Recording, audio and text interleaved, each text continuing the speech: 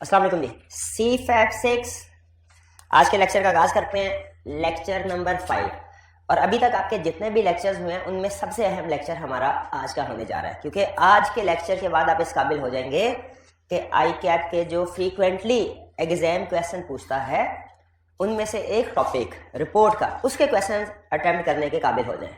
इसलिए आज का लेक्चर स्टार्ट से एंड तक बहुत अटेंटिव होकर आपने सोचना है, और एंड पे इंशाल्लाह हम कुछ पास्ट पेपर्स के क्वेश्चंस की भी प्रैक्टिस करेंगे। लेकिन उससे पहले, आज का टॉपिक स्टार्ट करने से पहले, हमने प्रीवियस लेक्चर में स्टडी किया था ISA 700। उसमें हमने ISA 700 किस चीज को डील करता है? General purpose complete set of financial statements को। और इसमें हमने अनमोडिफाइड रिपोर्ट के बारे में स्टडी किया था। हमने ये स्टडी किया था कि एक अनमोडिफाइड ऑडिट रिपोर्ट के डिफरेंट एलिमेंट्स होते हैं। क्या क्या एलिमेंट्स होते हैं?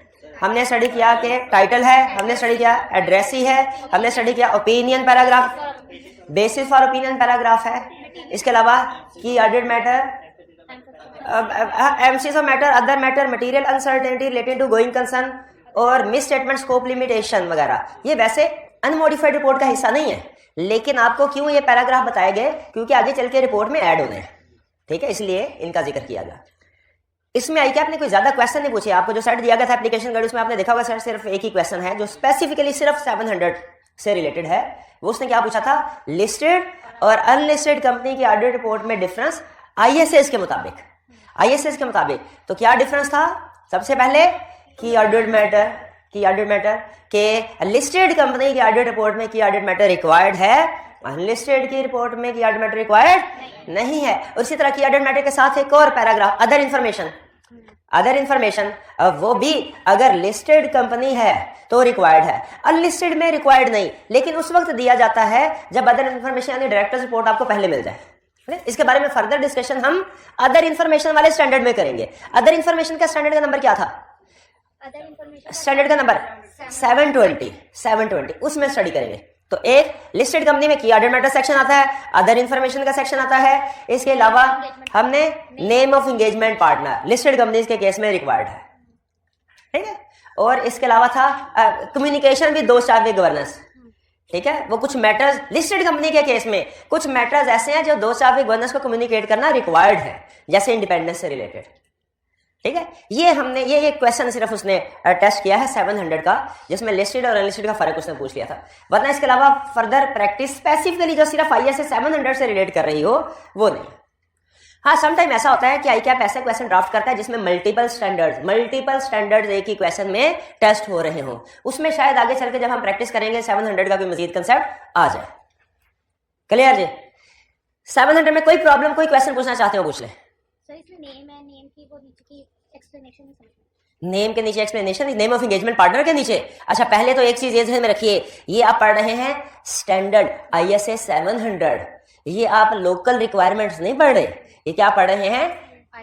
ISA 7 standard. वो क्या कहता है? कहता है लिस्टेड कंपनी है तो नेम ऑफ एंगेजमेंट पार्टनर आना चाहिए। हाँ, एक सूरत हाल में उसने कहा ना लिखो, जब पर्सनल सिक्योरिटी थ्रेट हो, जब किसी वजह से बाज़ औक़ात कुछ एंगेजमेंट ऐसी होती है ना, सेंसिटिव नेचर की होती हैं, तो अगर एंगेजमेंट पार्टनर को खतरा हो, जान का पर्सनल थ्रेट हो, तो उस वक्त फिर नेम ऑफ एंगेजमेंट पार्टनर नहीं लिखा जाता, सिर्फ फर्म का नाम लिख दिया जाएगा। लो भाई ढूंढो किस पार्टनर ने ऑडिट किया, ढूंढो किसको उड़ाना है, ढूंढो, नहीं पता चल सकेगा ना। तो पर्सनल थ्रेट हो, सिक्योरिटी थ्रेट हो, फिर लिस्टेड कंपनी के केस में भी name of engagement partner ICA कहता है कि ना लिखो। क्लियर जी? चलिए और कोई क्वेश्चन? अच्छा, मुझे ये बताइए, अगर कोई रिपोर्ट के हवाले से कोई एडिशनल ICAP की रिक्वायरमेंट्स हो तो आपके साथ व्हाट्सएप पे मैं छोटी मोटी चीज़ें अगर शेयर कर दिया करूं तो आप पढ़ लिया करेंगे? कोई प्रॉब्लम तो नहीं है कि एडिशनल चीज़ कहाँ से आ गई, ये तो क्लास में पढ़ी नहीं? ओके, चलिए जी, डन हो गया आपका बेटा। कुछ इन्फॉर्मेशन मैं आपके साथ मेरी शेयर करूंगा इस बारे में। और कोई क्वेश्चन? कोई क्वेश्चन नहीं? स्टार्ट करते हैं ISA 705। ISA 70, अच्छा 700 क्या डिस्कस करता है? 700 complete set general purpose financial statement. ISA 200 क्या डिस्कस करता है? बेसिक जो कंसेप्ट्स हैं वो। और 210 क्या डिस्कस करता है? Terms of engagement. कुछ और भी एक आध का कंसेप्ट डिस्कस करता है। कुछ additional concept, acceptance and continuous procedures के हवाले से कुछ एडिशनल कंसेप्ट, बिल्कुल ठीक है। तो 705 हमें ना सिर्फ ये पता होना चाहिए कि कौन से स्टैंडर्ड का क्या नंबर पता होना चाहिए, प्लस हर स्टैंडर्ड का स्कोप क्या है, उसमें क्या क्या चीज डिस्कस हुई है ये भी पता होना चाहिए। मैं वक्तन फक्तन आपसे पूछता रहूंगा कि इस स्टैंडर्ड में क्या चीज डिस्कस हुई है, इस स्टैंडर्ड में क्या क्या चीज डिस्कस हुई है, या ये वाला कंसेप्ट किस स्टैंडर्ड में डिस्कस हुआ है। क्लियर? जैसे कैफ लेवल पे चैप्टर के साथ पूछते हैं ना, इस चैप्टर में कौन सा कंसेप्ट डिस्कस हुआ, आपको पता होता था इस चैप्टर में कौन सा कंसेप्ट, उसी तरह यहां पे सीफैप में स्टैंडर्ड के हिसाब से पता होना चाहिए। एग्रीड जी? स्टार्ट करते हैं 705। 705 दो चीजें डिस्कस करता है, बड़ी चीजें दो डिस्कस करता है 705। क्या डिस्कस करता है? पहली चीज वो कहता है कि आप कैसे डिसाइड करेंगे कि किस सिचुएशन में मॉडिफाइड ओपिनियन देना है। एक होता है अनमोडिफाइड ओपिनियन, एक होता है मॉडिफाइड ओपिनियन। मॉडिफाइड ओपिनियन किसी ना किसी गड़बड़ को, खतरे को जाहिर कर रहा होता है। आपको याद है कैफ लेवल पढ़ा था मॉडिफाइड ओपिनियन की 3 टाइप्स, मॉडिफाइड ओपिनियन की 3 types, qualified opinion, adverse opinion, disclaimer of opinion. तो यहाँ पे वो 705 स्टैंडर्ड हमें ये सिखाता है किस सिचुएशन में मॉडिफाइड ओपिनियन एक्सप्रेस किया जाएगा। दो चीजें सिखाता है, एक डिसाइडिंग अबाउट मॉडिफाइड ओपिनियन, यानी ये डिसाइड करना किस सिचुएशन में कौन सा ओपिनियन आएगा, ये डिसाइड करना किस सिचुएशन में कौन सा, और दूसरी चीज ड्राफ्टिंग ऑफ मॉडिफाइड ओपिनियन, उस मॉडिफाइड ओपिनियन को ड्राफ्ट करना। यानी ये स्टैंडर्ड हमें बताएगा क्वालिफाइड ओपिनियन किस सिचुएशन में आ सकता है, और फिर ये भी सिखाएगा कि जब आपने क्वालिफाइड ओपिनियन की ड्राफ्टिंग करनी है कैसे करनी है। ये स्टैंडर्ड सिखाएगा एडवर्स ओपिनियन आपने कैसे डिसाइड करना है किस सिचुएशन में एडवर्स ओपिनियन आएगा, और फिर एडवर्स ओपिनियन की ड्राफ्टिंग भी सिखाएगा। ये सिखाएगा डिस्क्लेमर ऑफ ओपिनियन किस सिचुएशन में आएगा, डिसाइडिंग, और फिर उसके ड्राफ्टिंग भी सिखाएगा। एग्जाम में याद रखिए, स्टार्ट में बता रहा हूं 3 तरह के क्वेश्चन पूछ रहा है, इस स्टैंडर्ड में से 3 तरह के क्वेश्चन पूछ रहा है। पहला, डिफरेंट सिचुएशंस देके आपसे पूछता है बताइए इस सिचुएशन में कौन सा टाइप ऑफ ओपिनियन आएगा, पहला। दूसरा, आपको डिफरेंट सिचुएशन देके कहता है टाइप ऑफ ओपिनियन जो आएगा ना, मुझे सिर्फ उसका नाम ना बताओ बल्कि मुझे वो ड्राफ्ट करके दिखाओ, मुझे ड्राफ्ट करके दिखाओ ओपिनियन कैसे आएगा। और तीसरा क्वेश्चन, वो जो भी टाइप ऑफ ओपिनियन है कहता है ड्राफ्ट ना, मुझे बताओ कौन सा ओपिनियन आएगा, ना ड्राफ्ट करके दिखाओ, ड्राफ्ट मैं करता हूं, तुम इसमें से एरर्स ढूंढो, तुम उसमें से एरर्स ढूंढो। तो बेसिकली जो ओपिनियन पैराग्राफ को ड्राफ्ट करना या ड्राफ्टिंग में से एरर्स ढूंढना, ये दूसरे वाला कंसेप्ट है। और पहले वाला कंसेप्ट क्या है, डिफरेंट सिचुएशंस हमें देगा और हमसे क्या पूछेगा, बताओ टाइप ऑफ ओपिनियन क्या है। क्लियर? अच्छा, तो इसका मतलब हमने ISS 705 में आज का लेक्चर पढ़ने के बाद हमने 2 स्किल्स हमारे में डेवलप होनी चाहिए। पहली स्किल क्या, कोई भी सिचुएशन हमारे सामने आ जाए हम बता सके कि इसमें टाइप ऑफ ओपिनियन क्या देना है हमने, और दूसरा, अगर हमें उस ओपिनियन को ड्राफ्ट करना पड़े हम ड्राफ्ट भी कर सके, और अगर ड्राफ्ट किसी और ने किया हो तो एरर्स भी आइडेंटिफाई कर सके। अगर खुद काम करना है तो ड्राफ्ट कर सके, किसी और ने किया तो उसमें से गलतियां ढूंढ सके। क्लियर जी? तो पहले हम सीखते हैं डिसाइडिंग अबाउट मॉडिफाइड ओपिनियन, ये कैसे डिसाइड। अच्छा, एक चीज में रखिएगा, कैफ लेवल पे छोटी मोटी कई चीजें हम पढ़ते थे, आपने शायद रीड भी की होंगी, कंसेप्ट फ्रेश करके आएंगे। यहाँ पे मैं जो अहम चीजें हैं जो सीफैप लेवल पे पूछता उनके ऊपर फोकस करूंगा, क्योंकि एक चीज है में रखिएगा, कैफ लेवल में और सीफैप लेवल में जो बड़ा एक फर्क है ना, वो ये कि रिप्रोडक्शन का क्वेश्चन यहाँ कोई नहीं पूछेगा। ओपन बुक है ना, कैफ में रिप्रोडक्शन का क्वेश्चन पूछता था, क्यों पूछता था, ओपन बुक नहीं होता था, मेमोरी टेस्ट भी होता था। यहाँ पे मेमोरी का 1% भी टेस्ट, सारे का सारा कंसेप्ट टेस्ट करेगा। तो इसलिए वो जो डेफिनेशन वगैरह होते थे उनके ऊपर हम ज्यादा फोकस नहीं करेंगे, कंसेप्ट की हद तक जो चीज अहम होगी, जो डेफिनेशन अहम होगी वो मैं आपको एक्सप्लेन करूंगा, वरना नहीं। हाँ, जो भी चीज है हमारे स्टैंडर्ड के अंदर नोट्स की शक्ल में आपको मिल जाएंगी, वो नोट्स में डेफिनेशन वगैरह लिखी होंगी, लेकिन क्लास के अंदर मैं सिर्फ जो एग्जाम फोकस्ड चीजें आपको करवाऊंगा। स्टैंडर्ड की हर चीज आपको पता है, जैसे डेफिनेशंस हैं एग्जाम सीफैप लेवल पे एग्जाम पॉइंट ऑफ व्यू से हमने drafting of modified, sorry deciding about modified, ये सीखने जा रहे हैं। ये आपके 2 बोर्ड है ना, लेफ्ट साइड वाला बोर्ड है ये आपका रिलेट करता है डिसाइडिंग अबाउट मॉडिफाइड ओपिनियन, और राइट साइड वाला बोर्ड किस कंसेप्ट से रिलेट कर रहा है, ड्राफ्टिंग। ये ध्यान में रखिएगा। तो पहले आते हैं हम मॉडिफाइड ओपिनियन, डिसाइड कैसे डिसाइड करेंगे कि हमारा टाइप ऑफ ओपिनियन क्या होगा। देखें, ओपिनियन देने से पहले आपको पता है हम 2 चीजें सामने रखते हैं। पहली चीज क्या इस ऑडिट क्लाइंट पे कोई मिस स्टेटमेंट या स्कोप लिमिटेशन थी या नहीं थी, और दूसरी चीज, अगर कोई मिस स्टेटमेंट स्कोप लिमिटेशन थी उसका इफेक्ट क्या था, इमटेरियल मटेरियल के परवेसिव, बताइए, ओपिनियन देने से पहले दो चीजें क्या डिसाइड करनी है फटाफट? मिस स्टेटमेंट के स्कोप लिमिटेशन और दूसरी चीज उसका इफेक्ट क्या है इमटेरियल मटेरियल के परवेश से। ठीक है, तो मॉडिफाइड ओपिनियन डिपेंड करता है कि कोई मिस स्टेटमेंट या स्कोप लिमिटेशन है कि नहीं। अगर मिस स्टेटमेंट या स्कोप लिमिटेशन है तो फिर चांसेस मॉडिफाइड ओपिनियन आएगा। डिपेंड करता है उसका इफेक्ट क्या। कौन सा मॉडिफाइड ओपिनियन डिपेंड करेगा इफेक्ट के ऊपर भी। तो पहले हम देखते हैं मिस स्टेटमेंट क्या है। ठीक है, ये क्यों देख रहे हैं आपको पता ना, ओपिनियन हमारा दो चीजों पे डिपेंड करता है, miss statement scope limitation effect, miss statement scope limitation और इफेक्ट। अब आपने केस स्टडी में पहचानना होता है मिस स्टेटमेंट है कि नहीं, केस स्टडी में पहचानना होता है स्कोप लिमिटेशन है कि नहीं। स्टेटमेंट के ऊपर डिस्कशन कर लेते हैं। मिस स्टेटमेंट में एक तो हम सीखेंगे एग्जांपल्स इसकी एग्जांपल्स, और फिर सीखेंगे कोर्स ऑफ एक्शन कि अगर मिस स्टेटमेंट हमारे सामने आ जाए तो क्या करना चाहिए, एज ऑडिटर हमारा कोर्स ऑफ एक्शन क्या होगा। मिस स्टेटमेंट वैसे तो हमें बताना लाजिम नहीं होता केस स्टडी में कि ये मिस स्टेटमेंट की कौन सी टाइप है, सिर्फ इतना बताना काफी होता है कि मिस स्टेटमेंट है। लेकिन फिर भी चूंकि हमने आगे चल के ड्राफ्टिंग भी करनी है तो ड्राफ्टिंग के लिहाज से हमें पता होना चाहिए मिस स्टेटमेंट की टाइप्स कितनी हैं। मतलब मिस स्टेटमेंट की 3 टाइप्स हैं।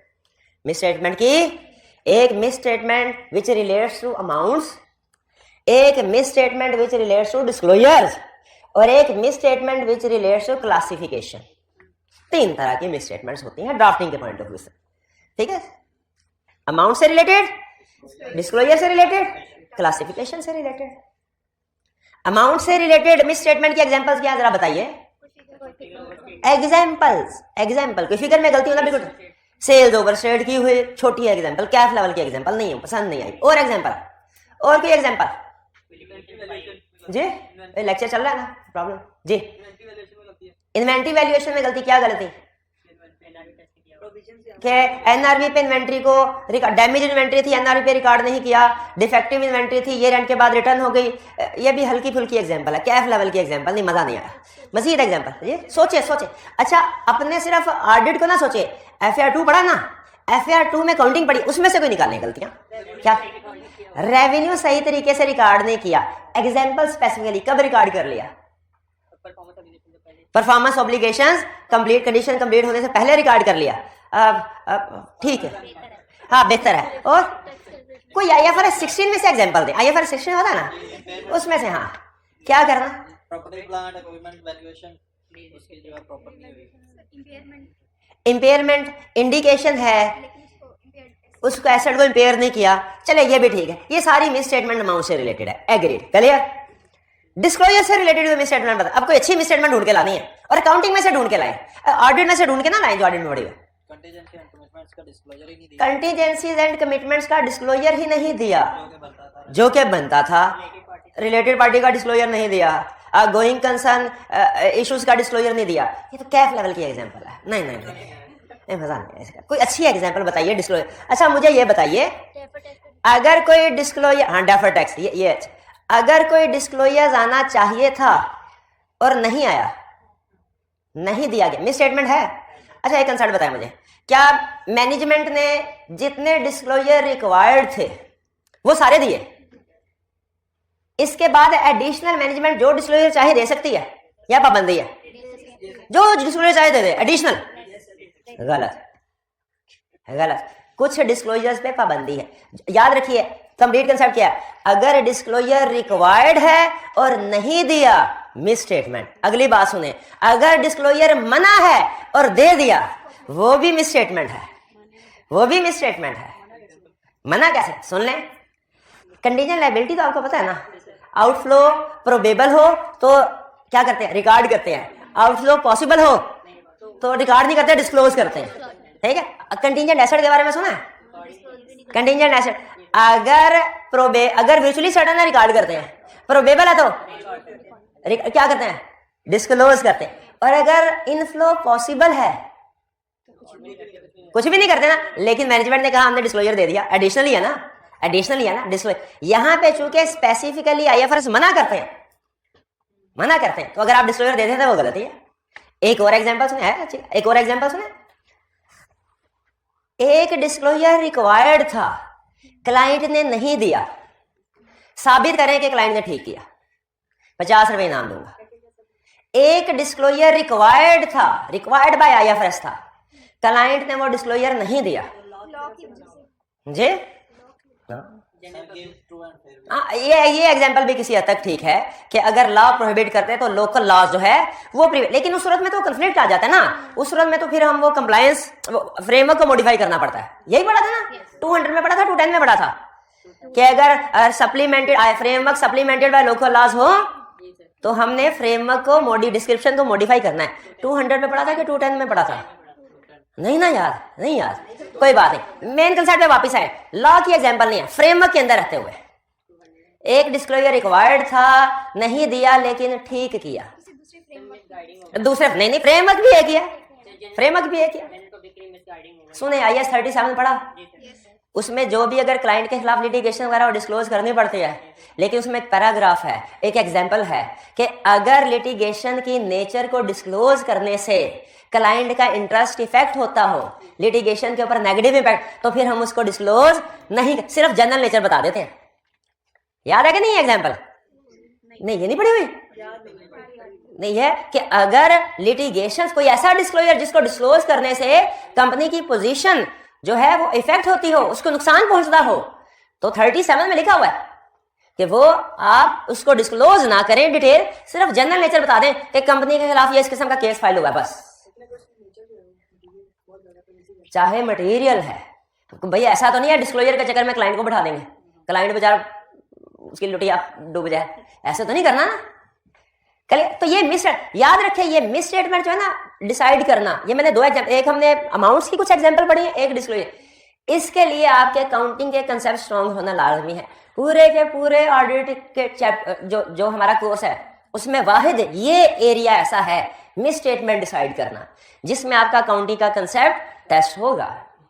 इसलिए वैसे तो आप CFF 1 पढ़ रहे होंगे या पढ़ने का इरादा होगा अनकरीब, लेकिन साथ साथ आपने ऑडिट के साथ साथ जो आपके FR 2 के कंसेप्ट है उनको भी रिफ्रेश करना है। क्या ऑडिट में अकाउंटिंग के कंसेप्ट यूज होंगे? यस होंगे। किस जगह पे? रिपोर्ट के अंदर। कब? जब हमने ये डिसाइड करना होगा फाइनेंशियल स्टेटमेंट में मिस स्टेटमेंट है कि नहीं। मिस स्टेटमेंट की 3 एग्जांपल बताई थी, एक अमाउंट की हो गई, डिस्क्लोजर। क्लासिफिकेशन की एग्जांपल दीजिए, क्लासिफिकेशन की क्या एग्जांपल है? रिपेयर को कैपिटलाइज कर दिया, ठीक है, और करंट एसेट्स को नॉन करंट में क्लासिफाई कर दिया, नॉन करंट को करंट में कर दिया, नॉन करंट को करंट में कर दिया। बल्कि एग्जांपल याद आ गई है क्लासिफिकेशन के हवाले से, क्लासिफिकेशन के हवाले से। लोन एग्रीमेंट होता है, आपने कभी किसी क्लाइंट पे अगर लोन एग्रीमेंट बैंक से लोन लिया ना, एग्रीमेंट पढ़े तो उसमें एक क्लास नॉर्मली बैंक ने डाली होती है कि अगर आपने हमारी कंडीशंस को ब्रीच किया ना तो सारे का सारा लोन इमीडिएटली पेबल हो जाएगा, ये लाइन लिखी होती है। अच्छा प्रैक्टिकली वैसे रेयर होता है कि बैंक उसने इख्तियातन इंक्लूड किया होता है, लेकिन एग्जाम में तो हमने कॉन्ट्रैक्ट के मुताबिक चलना होता है। अगर कॉन्ट्रैक्ट किया है, 5 साल का लोन लिया है और ब्रीच कर दिया तो क्या होगा? सारे का सारा करंट लायबिलिटी में आ जाएगा। अगर क्लाइंट ने स्टिल इसको नॉन करंट लायबिलिटी में शो किया हुआ है तो क्या? Miss statement. यह है क्लासिफिकेशन की मिस स्टेटमेंट। है तो लायबिलिटी, पहले भी लायबिलिटी थी, अब भी लायबिलिटी है, अब करंट क्लास। तो क्या ये मिस स्टेटमेंट है? नॉन करंट की बजाय करंट, करंट की बजाय नॉन करंट, मिस स्टेटमेंट है बिल्कुल। तो मिस स्टेटमेंट अमाउंट में भी हो सकती है, मिस स्टेटमेंट डिस्क्लोजर में भी हो सकती है, मिस क्लासिफिकेशन में एग्रीड। आगे चलते हैं। फिर इसके बाद कोर्स ऑफ एक्शन। अच्छा, बाज़-औक़ात कहता है सीधा सीधा क्वेश्चन में, भाई इंपैक्ट ऑन रिपोर्ट बताओ। बाज़-औक़ात कहता है बताओ ऑडिटर क्या करेगा, ऑडिटर का कोर्स ऑफ एक्शन क्या होगा। तो हमने कोर्स ऑफ एक्शन में भी बताना होता है। नॉर्मली कोर्स ऑफ एक्शन में क्या होता है? मैनेजमेंट को रिक्वेस्ट करें कि ठीक कर दें, मैनेजमेंट अगर ठीक नहीं करती डायरेक्टर्स को वगैरह वगैरह, वो रूटीन के जो आप कैश लेवल में भी पढ़ते होते थे।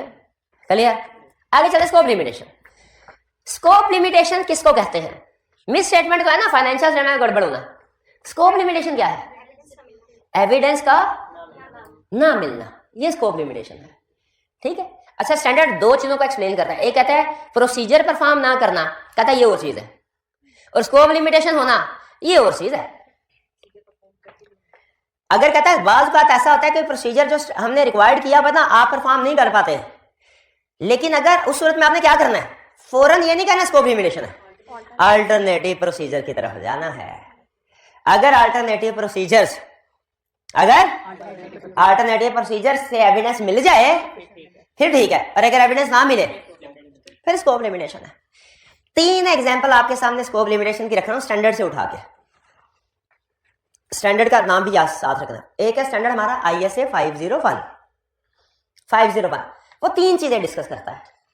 501 3 चीजें डिस्कस, एक इन्वेंट्री को डिस्कस करता है, एक सेगमेंट इंफॉर्मेशन को, एक लिटिगेशंस को। मैं एग्जांपल सामने रख रहा हूं इन्वेंट्री की।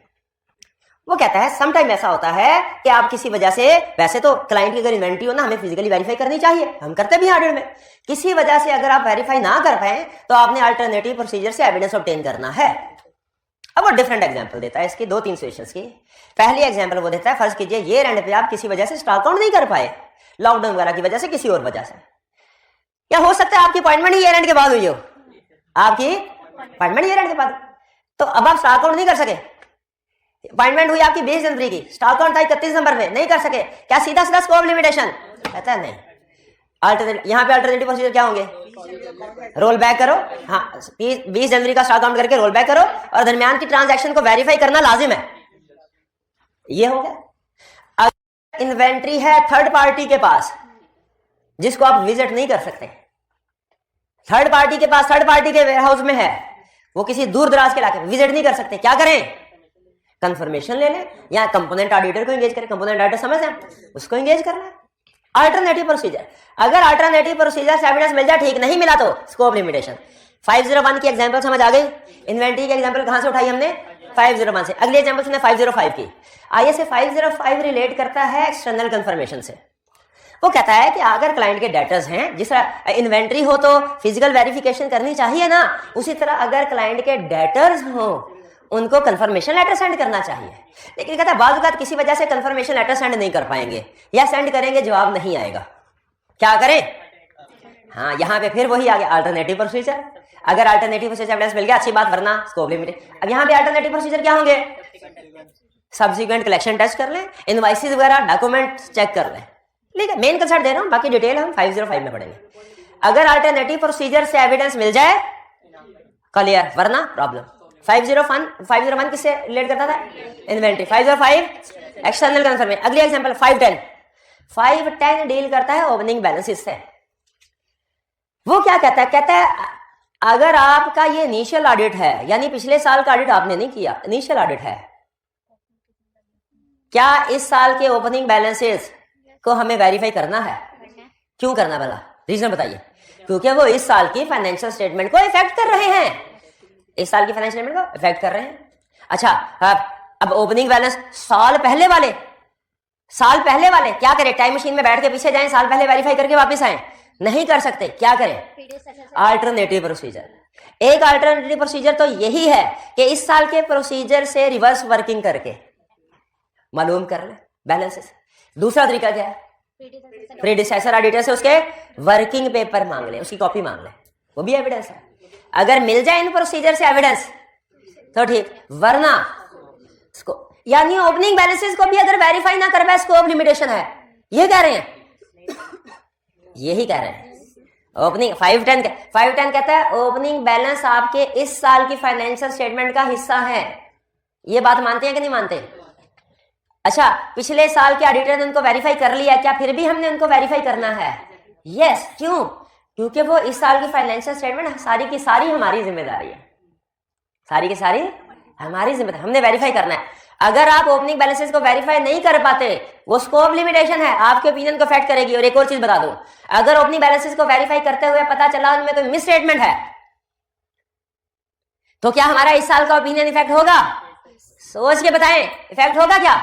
यस, होगा। लेकिन अभी हम मिस स्टेटमेंट की बात नहीं कर रहे, स्कोप लिमिटेशन की बात करें। एग्जांपल स्कोप लिमिटेशन से चली ना, तो अगर ओपनिंग बैलेंसेस पे एविडेंस ऑब्टेन नहीं कर सके, ये क्या होगा? Scope limitation. अगर प्रीडिसेसर ऑडिटर अपने वर्किंग पेपर ना दे, हम अपने प्रोसीजर से एविडेंस ऑब्टेन करने की कोशिश, अगर उससे भी ना मिले तो स्कोप लिमिटेशन। वेरीफाई करना तो हमारी जिम्मेदारी है। स्कोप लिमिटेशन की अल्टरनेटिव प्रोसीजर की 3 एग्जांपल दे दी आपको, और भी एग्जांपल्स हैं, वो आपने क्या फिलहाल पढ़ी। और क्या क्या एग्जांपल्स होती हैं भला? और क्या क्या एग्जांपल्स होती हैं स्कोप लिमिटेशन की? क्लाइंट मैनेजमेंट ने रिटर्न रिप्रेजेंटेशन देने से इनकार कर दिया, ये है ISA 580, लिख ले, रिटर्न रिप्रेजेंटेशन के साथ ISA 580। 580 में 580 बताता है कि अगर रिप्रेजेंटेशन लेटर ऑब्टेन नहीं करते आप, मैनेजमेंट ने देने से इनकार कर दिया, स्कोप 580 है, साथ ही 570 की भी स्कोप लिमिटेशन की एग्जांपल याद आ गई कि मैनेजमेंट की रिस्पांसिबिलिटी है गोइंग कंसर्न अजम्पशन असेस करना। अगर मैनेजमेंट गोइंग कंसर्न असेसमेंट नहीं करती, आपने कहा करो, उसने कहा अच्छा 2-4 महीने की कर लेते हैं क्योंकि 7वें 8वें महीने कोई मसला है, उन्होंने कहा आपने कहा नहीं एक्सटेंड करो, साल तक की तो करो, मैनेजमेंट ने कहा नहीं करनी, 2 महीने 6 महीने की कर ली काफी है। बताइए स्कोप लिमिटेशन है? यस स्कोप लिमिटेशन है।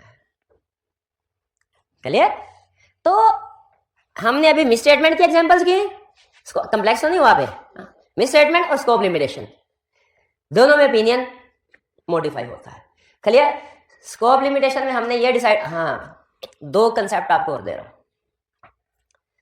पहला कंसेप्ट एक तो आपको बता दिया, अगर अल्टरनेटिव प्रोसीजर से एविडेंस ऑब्टेन हो जाए तो स्कोप लिमिटेशन नहीं रहती। दूसरा कंसेप्ट मिस स्टेटमेंट का है, अगर क्लाइंट मिस स्टेटमेंट करेक्ट कर ले तो वो मिस स्टेटमेंट नहीं रहती, मिस स्टेटमेंट नहीं रहती, ओपिनियन क्या होगा? अनमोडिफाइड।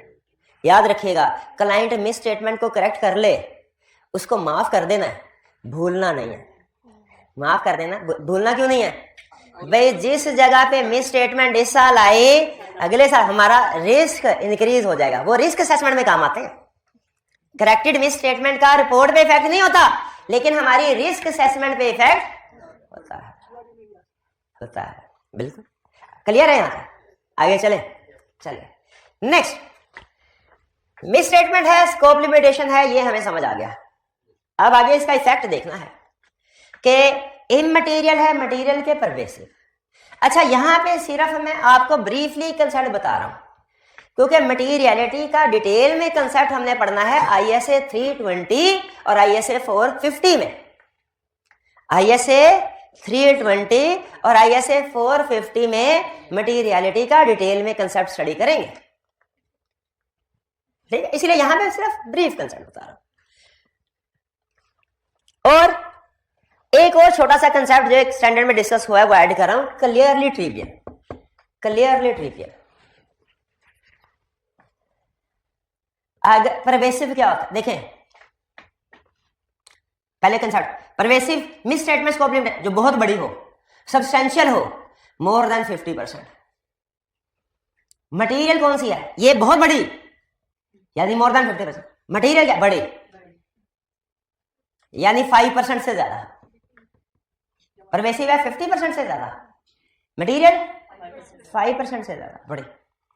इममटेरियल 5% से कम, लेकिन चांसेस है कि इकट्ठी होके इममटेरियल एग्रीगेट होकर मटेरियल बन जाती है। जैसे एक मिस स्टेटमेंट 1% की है, 2% की है, ठीक है? ये चांसेस है ना कि मजीद 1-2 मिलकर ये मटेरियल हो जाएंगे, इसे कहते हैं इममटेरियल। एक होती है मिस स्टेटमेंट इममटेरियल से भी छोटी, इसे कहते हैं क्लियरली ट्रिवियल। ये ऐसी मिस स्टेटमेंट होती है जो इंडिविजुअली भी इममटेरियल और जितनी मर्जी ऐड कर लो ये इममटेरियल ही रहेगी।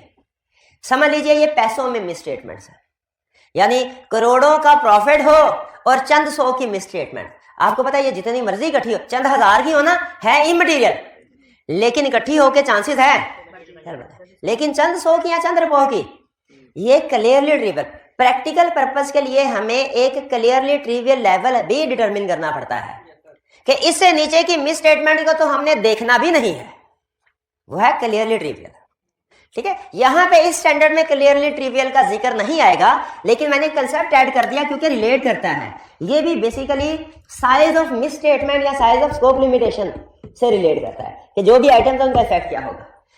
लेकिन 705 में जो टर्म्स यूज हुई है वो कौन कौन सी है? Immaterial, material, pervasive. अब ये सुन लीजिए, इसके साथ आप फेमिलियर ही होंगे। अगर मिस स्टेटमेंट हो, effect immaterial, scope limitation effect immaterial, misstatement है effect material, scope limitation effect material, misstatement effect pervasive, scope limitation effect pervasive. Disclaimer clear? इसमें कोई प्रॉब्लम तो नहीं है ना? अच्छा, इसमें आपको चंद एक चीजें नोट करवाना चाह रहा हूं। एक तो ये कि समटाइम ऐसा होता है कि मिस स्टेटमेंट स्कोप लिमिटेशन है तो सही, लेकिन इममटेरियल है, तो हम क्या कहते हैं? Unmodified opinion. ठीक है, मिस स्टेटमेंट है इफेक्ट मटेरियल फिर भी क्वालिफाइड, स्कोप लिमिटेशन है इफेक्ट मटेरियल फिर भी क्वालिफाइड। क्लियर? मुझे ये बताइए मिस स्टेटमेंट स्कोप लिमिटेशन दोनों में अगर मटेरियल इफेक्ट क्वालिफाइड ओपिनियन होगा, पता कैसे चलेगा ये मिस स्टेटमेंट की वजह से है scope limitation? Basis for qualified opinion. Clear?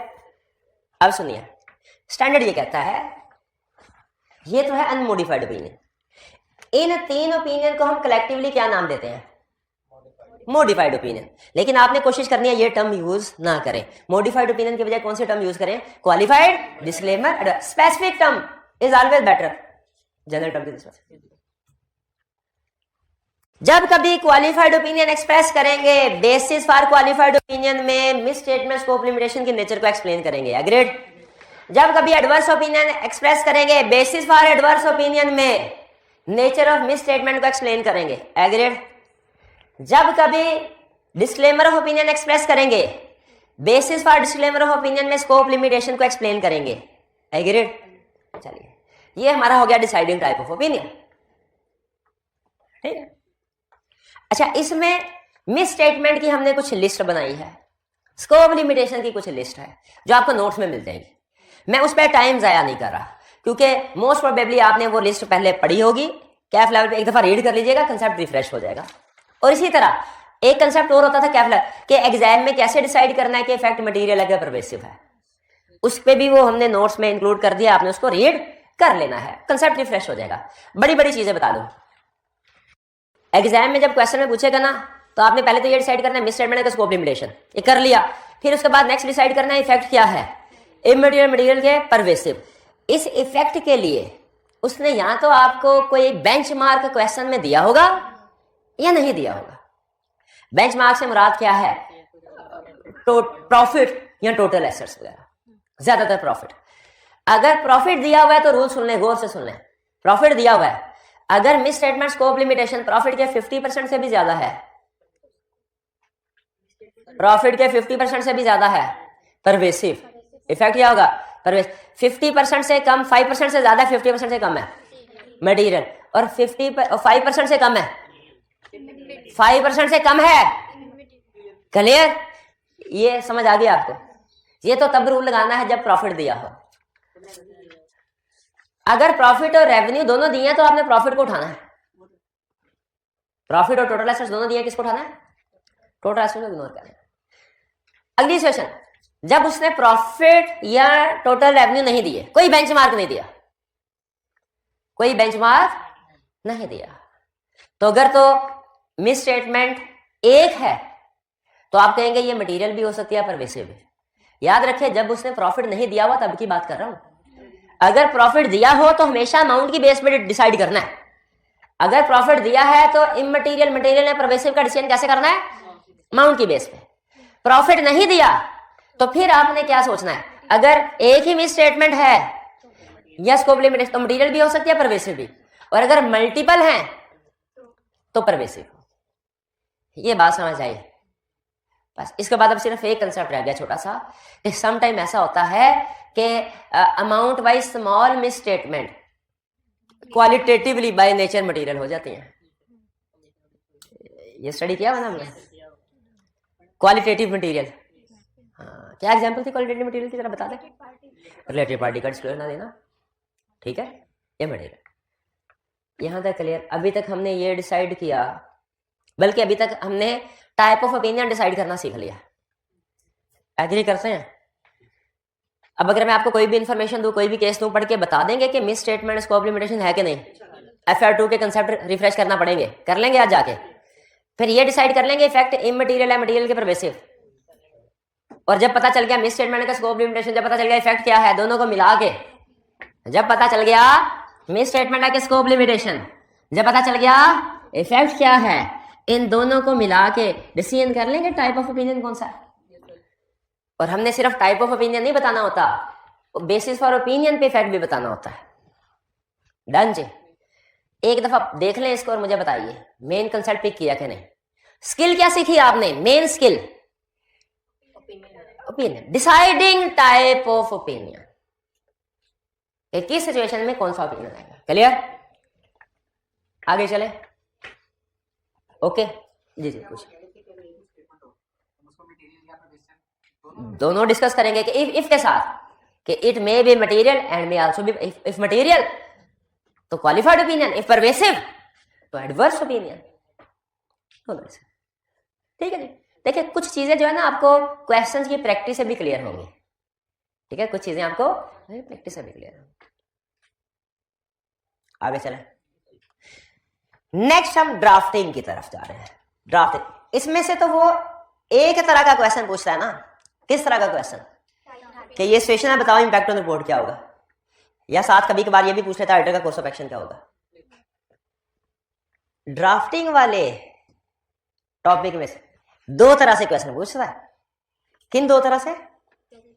एक कहता है ये ओपिनियन ड्राफ्ट करके बताओ, और दूसरा कहता है ना ड्राफ्ट ना करो, ड्राफ्ट मैं करता हूं, आप इसमें से एरर्स ढूंढ के दिखा दो मुझे, आप इसमें से एरर्स। इसीलिए क्योंकि इसमें दो क्वेश्चन आ सकते हैं, इसलिए इसको ध्यान से हमने समझना है, ध्यान से हमने समझना है। पहली चीज, ओपिनियन ड्राफ्ट करेंगे तो असल में जब हमने ओपिनियन ड्राफ्ट करना है ना, तो एक पैराग्राफ इफेक्ट नहीं होता और दो पैराग्राफ इफेक्ट होते हैं। जब कभी मॉडिफाइड ओपिनियन होता है ना, चाहे क्वालिफाइड हो, चाहे एडवर्स हो, चाहे डिस्क्लेमर ऑफ ओपिनियन हो, जब कभी मॉडिफाइड ओपिनियन होगा रिपोर्ट में एक पैरा इफेक्ट नहीं होगा, दो पैरा इफेक्ट होंगे। दो कौन कौन सा है? एक ओपिनियन सेक्शन, एक basis for opinion section. Opinion section, basis for opinion section. तो ओपिनियन और बेसिस फॉर ओपिनियन। अच्छा मुझे बताइए, जरा सोच के बताइएगा, ज्यादा भी नहीं सोचना। मॉडिफाइड ओपिनियन की कितनी टाइप्स हैं? कौन कौन से? Qualified, adverse, disclaimer.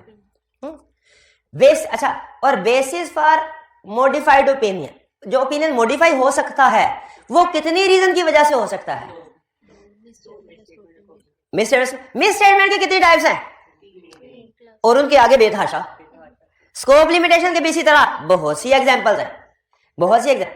तो याद रखिए कि हमने जिस सिचुएशन की वजह से ओपिनियन मॉडिफाई हो रहा है ना, वो सिचुएशन बतानी है बेसिस फॉर मॉडिफाइड ओपिनियन में। लेकिन ओपिनियन मॉडिफाई जो होगा वो अलग ओपिनियन सेक्शन में आएगा। क्वालिफाइड ओपिनियन की वर्डिंग स्टैंडर्डाइज्ड है, बेसिस फॉर क्वालिफाइड ओपिनियन की वर्डिंग कस्टमाइज्ड है, वो सिचुएशन टू सिचुएशन वेरी करती है।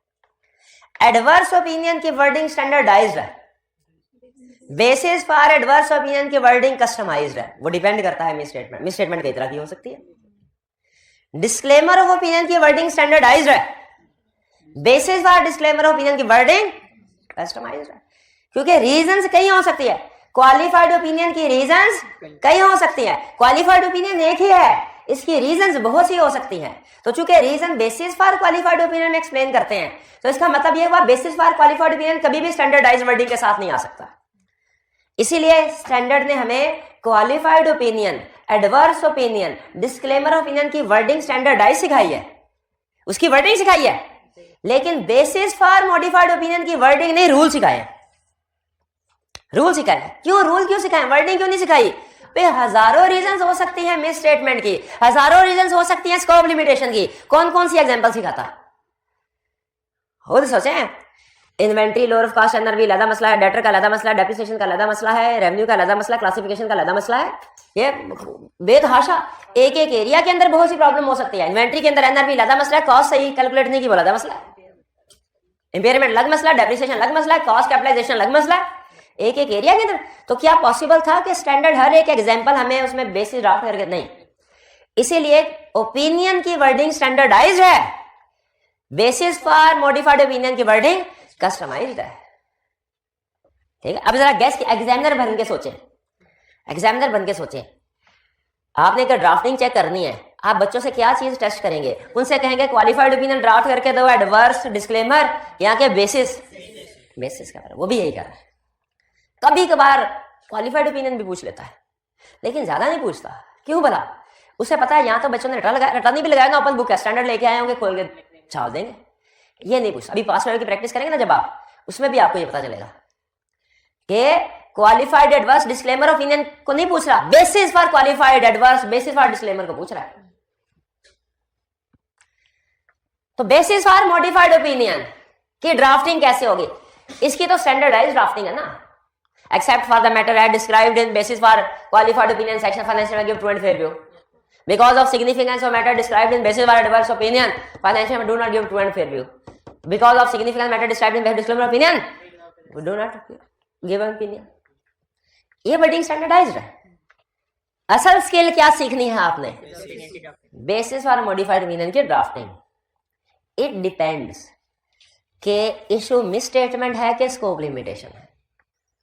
इट डिपेंड्स के इशू मिस स्टेटमेंट है। क्या सीखने जा रहे हैं हम भला, ड्राफ्ट किसकी, basis for modified opinion section की ड्राफ्टिंग। तो ये डिपेंड करता है कि आपका इशू मिस स्टेटमेंट है कि स्कोप लिमिटेशन है। मिस स्टेटमेंट है तो देखना है मिस स्टेटमेंट अमाउंट्स में है कि डिस्क्लोजर में। मिस स्टेटमेंट है तो क्या देखना है भाई, दोनों की ड्राफ्टिंग फर्क होनी चाहिए। मिस स्टेटमेंट की और एग्जांपल्स है और डिस्क्लोजर की और एग्जांपल्स है।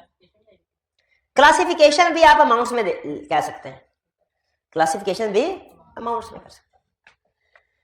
जब मिस स्टेटमेंट अमाउंट में हो आपने क्या करना है, describe nature of misstatement. आपने नेचर ऑफ मिस स्टेटमेंट को डिस्क्राइब करना है। जैसे कोई एग्जांपल बताइए मिस स्टेटमेंट के। रेवेन्यू गलत रिकॉर्ड ओवरस्टेट किया है। Management has overstated revenue by, हाँ अमाउंट है ना, वो बताए by this amount which is a violation of IFRS 15। अगर नंबर याद है तो IFRS 15, और हाँ याद है IFRS 15 के साथ रिपोर्ट के अंदर ना उसका टाइटल भी लिखना होता है, नाम भी लिखना होता है, क्योंकि हम यूजर्स के लिए बना रहे हैं और यूजर्स को, आपको पता होगा IFRS 15 क्या है, यूजर्स को नहीं पता होगा। ठीक है, management has overstated revenue by this amount which is a departure from IFRS।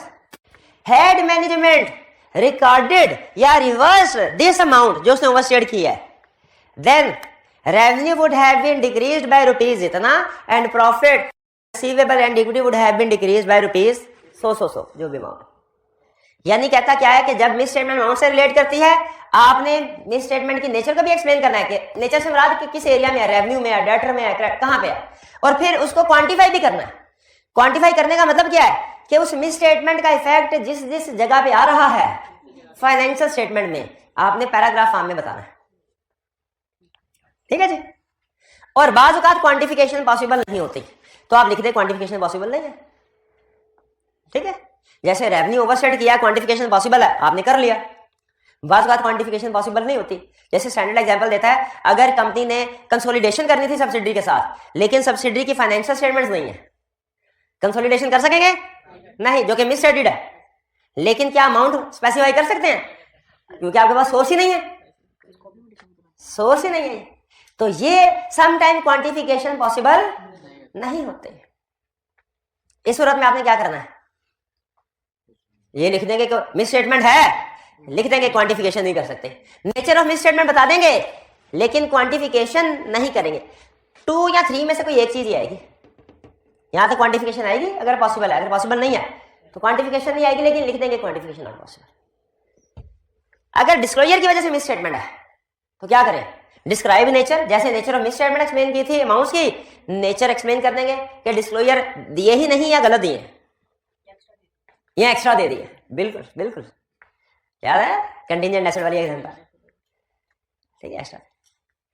और अगर कोई डिस्क्लोजर ओमिट किए गए हैं तो कोशिश करें कि आप रिपोर्ट में उन डिस्क्लोजर्स को इंक्लूड कर दें, ऐड कर दें, अनलेस अगर प्रैक्टिकेबल हो। प्रैक्टिकेबल नहीं है तो छोड़े। और बताते हैं कब प्रैक्टिकेबल नहीं होता, जब डिस्क्लोजर प्रिपेयर ही ना किए हो, अवेलेबल ना हो, ऑडिटर को नहीं दिए, यहाँ बहुत ज्यादा लेंथी है। यानी हमने ये सीखा अगर मिस स्टेटमेंट है तो देखना है अमाउंट में है कि डिस्क्लोजर में है। अमाउंट में है तो नेचर को एक्सप्लेन करने के साथ साथ क्वांटिफिकेशन देनी है, और अगर डिस्क्लोजर में है तो नेचर को एक्सप्लेन करने के साथ साथ डिस्क्लोजर को मेंशन करने की कोशिश कर रही है अगर प्रैक्टिकेबल हो ना। स्कोप लिमिटेशन हो, कहता है क्वालिटेटिव मिस स्टेटमेंट हो हर तरह की। अगर स्कोप लिमिटेशन है तो आपने बताना है क्या, स्कोप लिमिटेशन की एग्जांपल दीजिए, कोई एग्जांपल देना। रिकॉर्ड जल गया, बिल्कुल। यहां पे देखेंगे डिस्क्राइब प्रोसीजर नॉट परफॉर्म्ड, पहले बताएंगे we have not examined not verified sale invoices. आगे रीजन क्यों, because record was destroyed by fire. नहीं, पहले यहां पे यह अनएबल नीचे आएगा एंड पे। यहां पे बताना है प्रोसीजर परफॉर्म नहीं किया, क्यों नहीं किया। और फिर आपको याद होगा सिर्फ प्रोसीजर स्कोप लिमिटेशन नहीं बनता जब तक अल्टरनेटिव प्रोसीजर का जिक्र ना आ जाए। फिर बताना है कि अल्टरनेटिव प्रोसीजर से भी एविडेंस नहीं मिला, therefore we are unable to verify these amounts. कुछ समझ आई? तो क्या अब आप इस काबिल हैं कि डिसाइड कर सके, सिचुएशन सामने आए तो डिसाइड कर लें कि मिस स्टेटमेंट है कि नहीं, स्कोप लिमिटेशन है कि नहीं, इफेक्ट क्या है इमटेरियल मटेरियल के परवेसिव, और इन दोनों चीजों की बेस पे टाइप ऑफ ओपिनियन क्या होगा? एग्रीड? क्या अगर क्वालिफाइड ओपिनियन है आपसे कहे ड्राफ्ट कर दो, ड्राफ्ट कर देंगे, और अगर कहें ये गलत है, गलतियां ढूंढो, वो भी कर देंगे। नहीं, अभी हमारा कंसर्ट इतना पक्का नहीं हुआ, ठीक है। अभी थोड़ा बहुत प्रैक्टिस की थ्योरेटिकली नॉलेज हमारे पास आ गया, लेकिन हमें मजीद इसको थोड़ा कंसेप्ट को रिफाइन करने की जरूरत है। कंसेप्ट को रिफाइन करने के लिए मैं कुछ चीजें आपके सामने रखना चाह रहा हूं।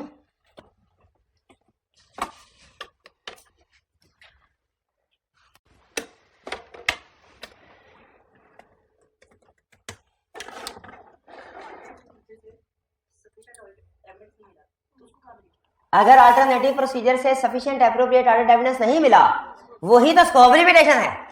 अगर एविडेंस मिल गया तो उसको कहीं पे नहीं लिखना। हाँ, ड्राफ्टिंग में कहां लिखेंगे? ये थर्ड और फोर्थ स्टेप हमारा यही है। देखिए, पहले हम क्या कर रहे हैं कि ये प्रोसीजर, जैसे हम स्टॉक आउट नहीं कर सके, स्टेप नंबर 1 में क्या लिखेंगे? We have not physically verified stock of inventory as on 31 December because we were appointed after the year end. ठीक है, we were unable to obtain evidence from alternative procedure 2, therefore we are unable to verify whether inventory is fairly stated or not। 4 steps में आपने अपना opinion देना। Done है जी? आगे चलते हैं। नेक्स्ट,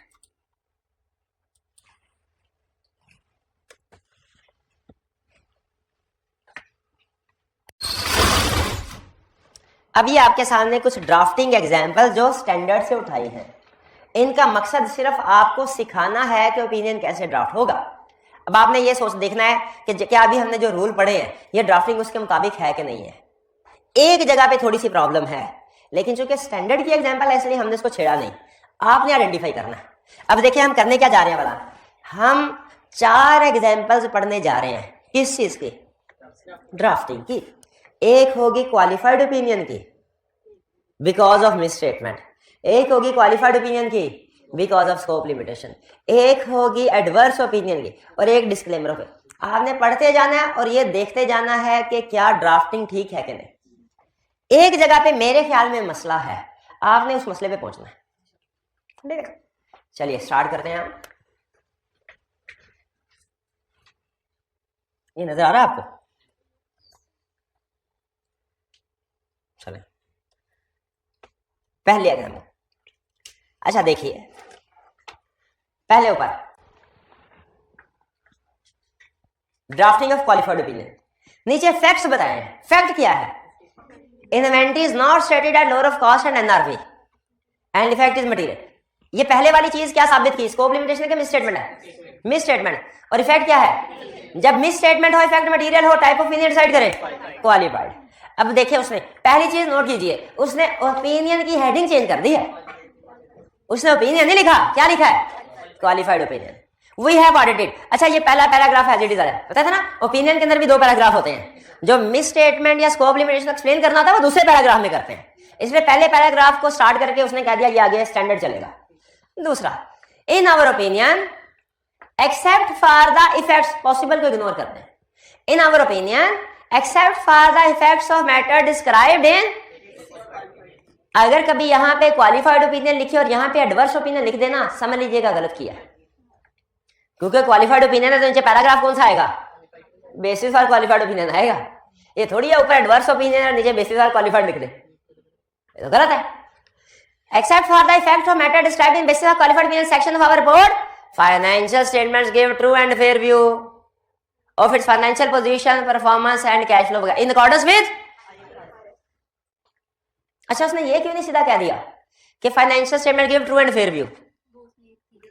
आगे उसने ये इन अकॉर्डेंस विद आईएफआरएस क्यों लिखा है? फ्रेमवर्क नहीं बताना था किस फ्रेमवर्क के मुताबिक किया। अच्छा, अगर फ्रेमवर्क IFRS ना होता, नेशनल अकाउंटिंग स्टैंडर्ड होता, तो उसने एक चीज और बतानी थी। क्या? अगर फ्रेमवर्क IFRS ना होता, ये तो IFRS है ना, तो उसने सिर्फ इंटरनेशनल फाइनेंशियल रिपोर्टिंग स्टैंडर्ड लिख दिया। हाँ, ज्यूरिसडिक्शन याद नहीं है? जब फ्रेमवर्क IFRS के अलावा हो तो ज्यूरिसडिक्शन को भी मेंशन करना होता है, लेकिन चूंकि IFRS है और इंटरनेशनल ज्यूरिसडिक्शन की जरूरत नहीं है। शाबाश। तो ये हो गया क्वालिफाइड ओपिनियन। क्लियर? कैसे पता चला क्वालिफाइड ओपिनियन है? एक्सेप्ट फॉर के अल्फाज से। डन? अब देखिए बेसिस बात। अच्छा, मैं आपसे कहता हूं जरा जल्दी से खाली कागज लीजिए, 2 मिनट है आपके पास, फटाफट लिखिए। आप क्या लिखे? देखे बगैर फटाफट लिखे। जिसकी ड्राफ्टिंग सबसे अच्छी हुई, 2 मिनट है सिर्फ टाइम जी। ऑनलाइन वाले स्टूडेंट आप भी ड्राफ्ट कीजिए, खुद से ड्राफ्ट कीजिए देखे बगैर। जिसकी ड्राफ्टिंग सबसे अच्छी हुई उसको 50 रुपये ना। हाँ, बेसिस फॉर क्वालिफाइड ओपिनियन। और सिचुएशन आपको याद होगी क्या है? Inventory lower of cost NRV पे नहीं है। शाबाश शाबाश। 2 मिनट के बाद चेक कर लेना।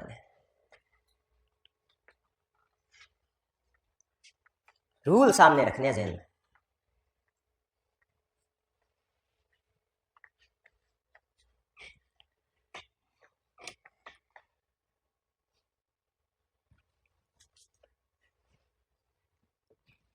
हिंट दे दूं? Nature of misstatement, quantification. Nature of misstatement, quantification. शाबाश। नेचर ऑफ मिसस्टेटमेंट का मतलब क्या होता है?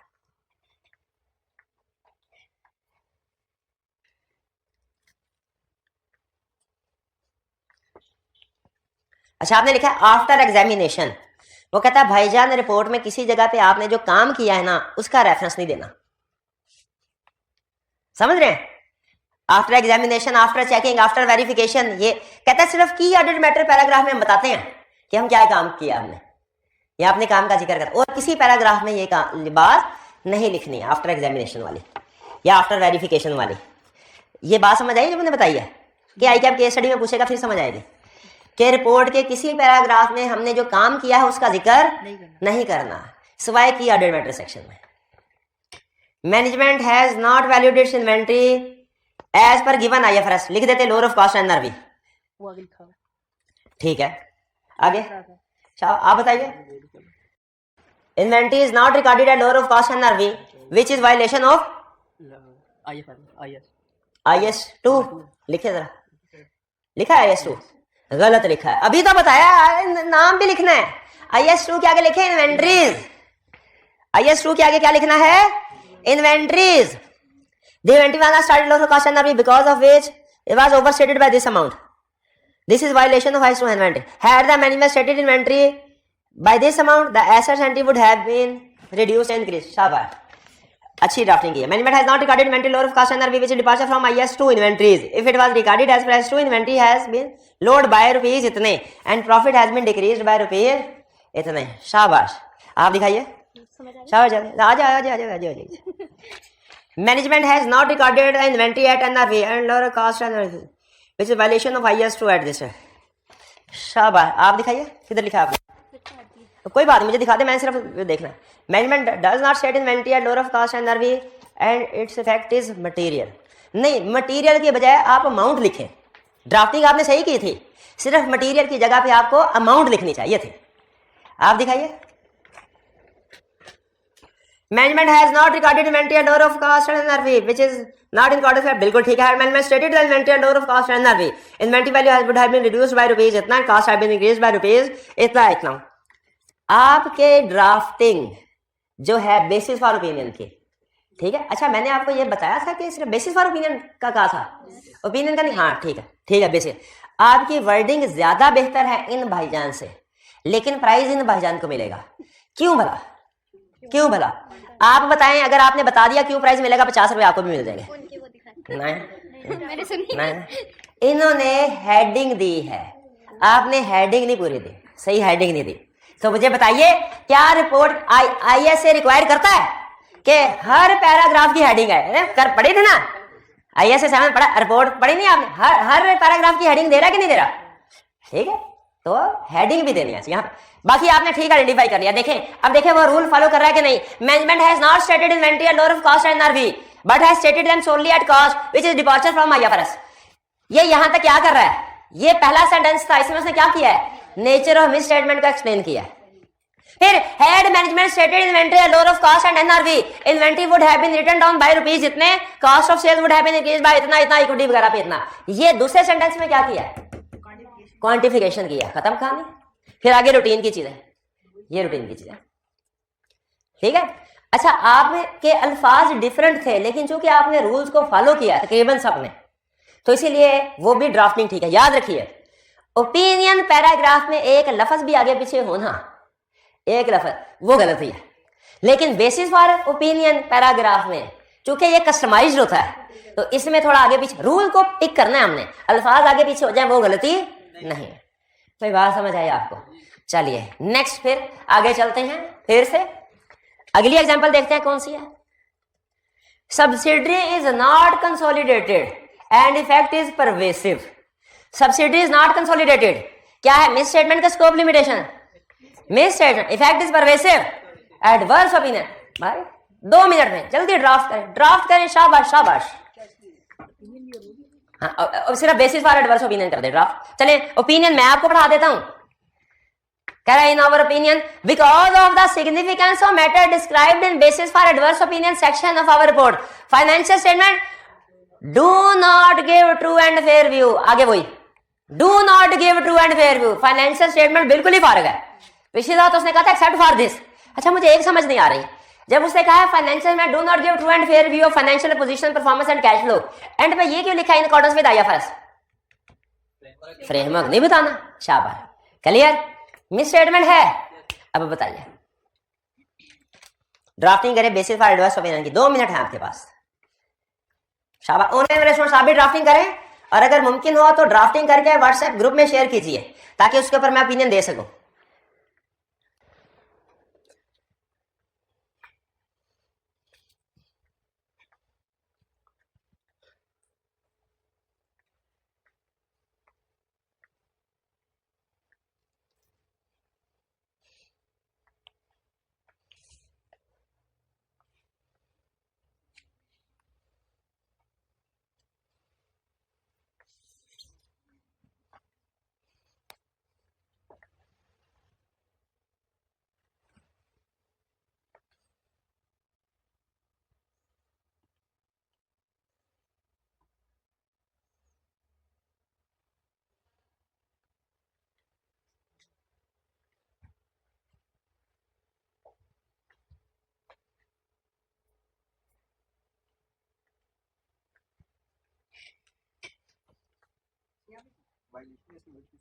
वायलेशन का वर्ड यूज कर सकते हैं, डिपार्चर का वर्ड यूज कर सकते हैं।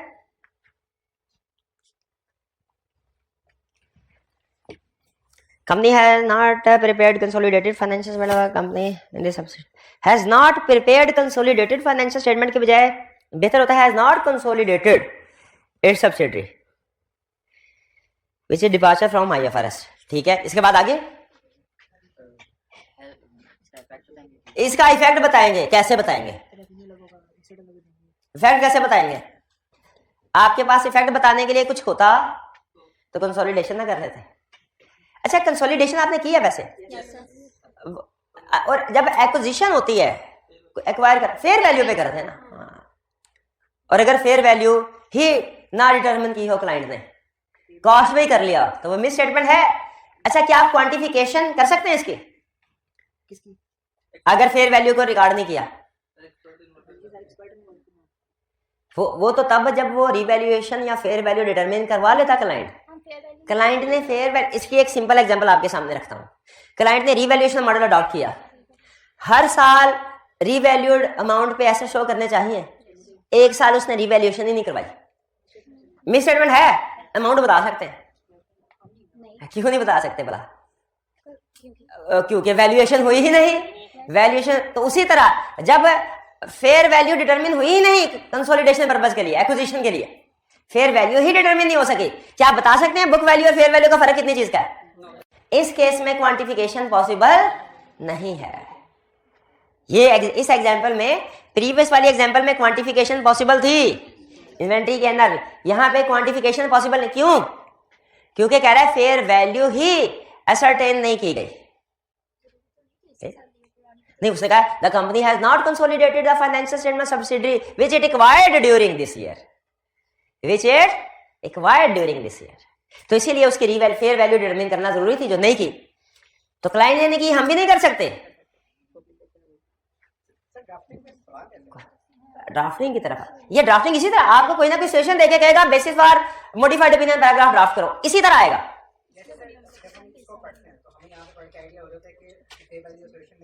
ठीक है, एग्जाम्पल में बताया होगा उसने, नहीं बताया तो आपसे कहेगा ज्यूम कर लो, कोई भी नेसेसरी डिटेल ज्यूम कर लो।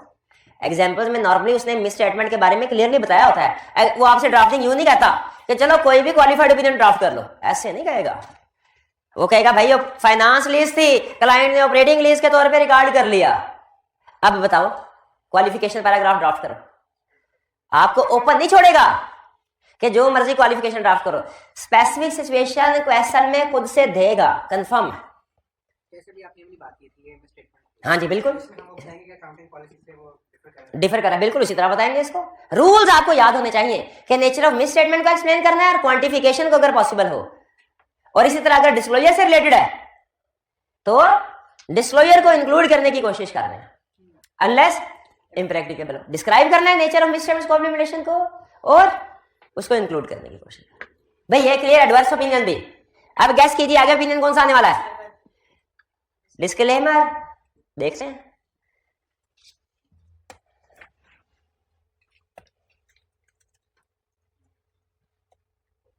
चलिए क्वालिफाइड ओपिनियन आ गया जी। और ये कौन सा है, ये कौन सा है, auditor unable to physically count inventory and defect is material. अब करें जरा drafting. Unable to physically count, ये क्या चीज है, scope limitation. Effect material, opinion कौन सा, क्वालिफाइड। करेंगे क्वालिफाइड ओपिनियन नहीं, basis for qualified opinion section चाहिए मुझे, क्वालिफाइड ओपिनियन सेक्शन नहीं चाहिए।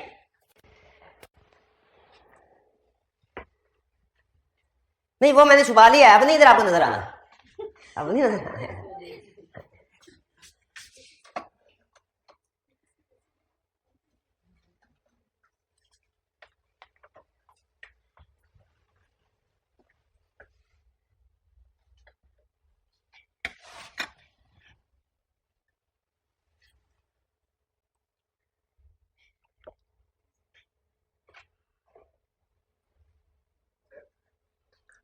कर लिया, एक मिनट।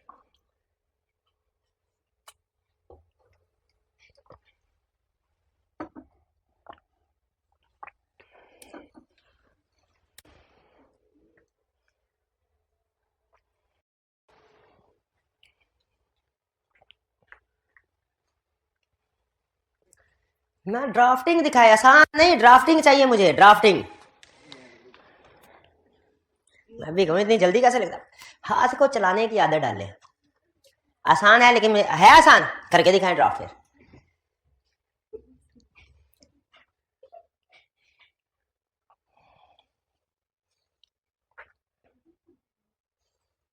अच्छा, हमें ऑडिटर हैज नॉट परफॉर्म्ड ये लिखना चाहिए अपनी ही रिपोर्ट के पैराग्राफ में।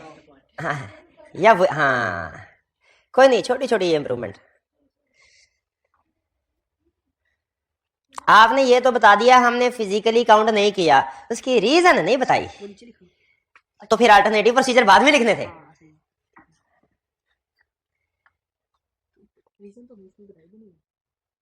रीजन नहीं, एज्यूम नेसेसरी डिटेल्स। कोई भी कर ले, लॉकडाउन की कर ले।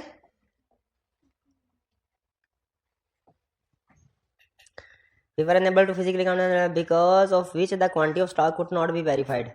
रीजन नहीं बताइए मेरे भाई। हाँ भाई दिखाएं।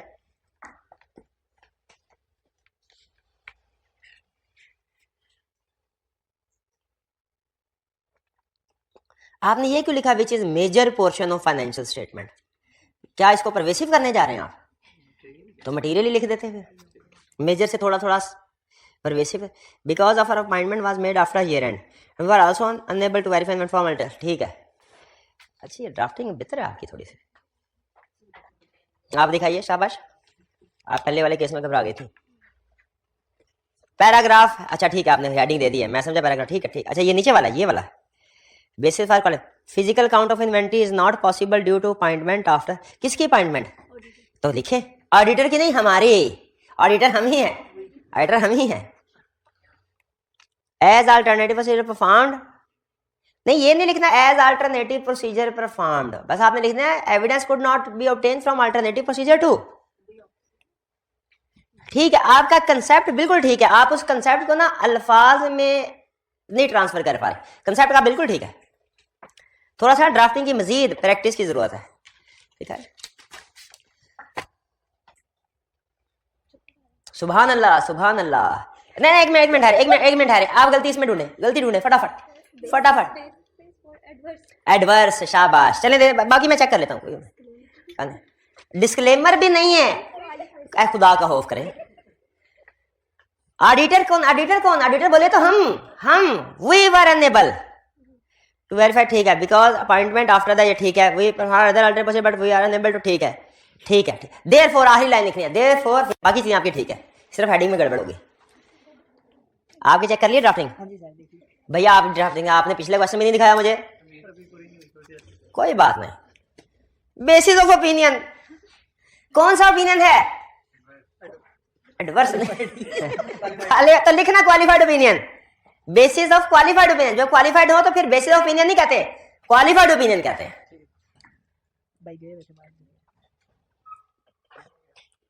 ठीक है, अब सादा सी है ड्राफ्टिंग, लेकिन रूल्स के मुताबिक है। ठीक है, basis of qualified, we fail to observe the physical count at year end we were appointed after at thus we were unable to obtain sufficient evidence procedure this hampered us in verification maintained we rely we हाँ क्या है नाड़ है we rely तो कहीं नहीं करेंगे, ऐसे थोड़ी चेक नहीं कर सके तो रिलाई कर लिया। मैं एक दफा परेशान हो गया था।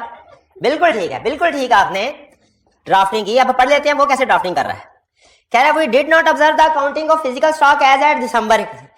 किसी ने डेट नहीं लिखी, तो आइंदा हमने जब कभी स्कोप लिमिटेशन होगी मिस्टर तो डेट लिखनी।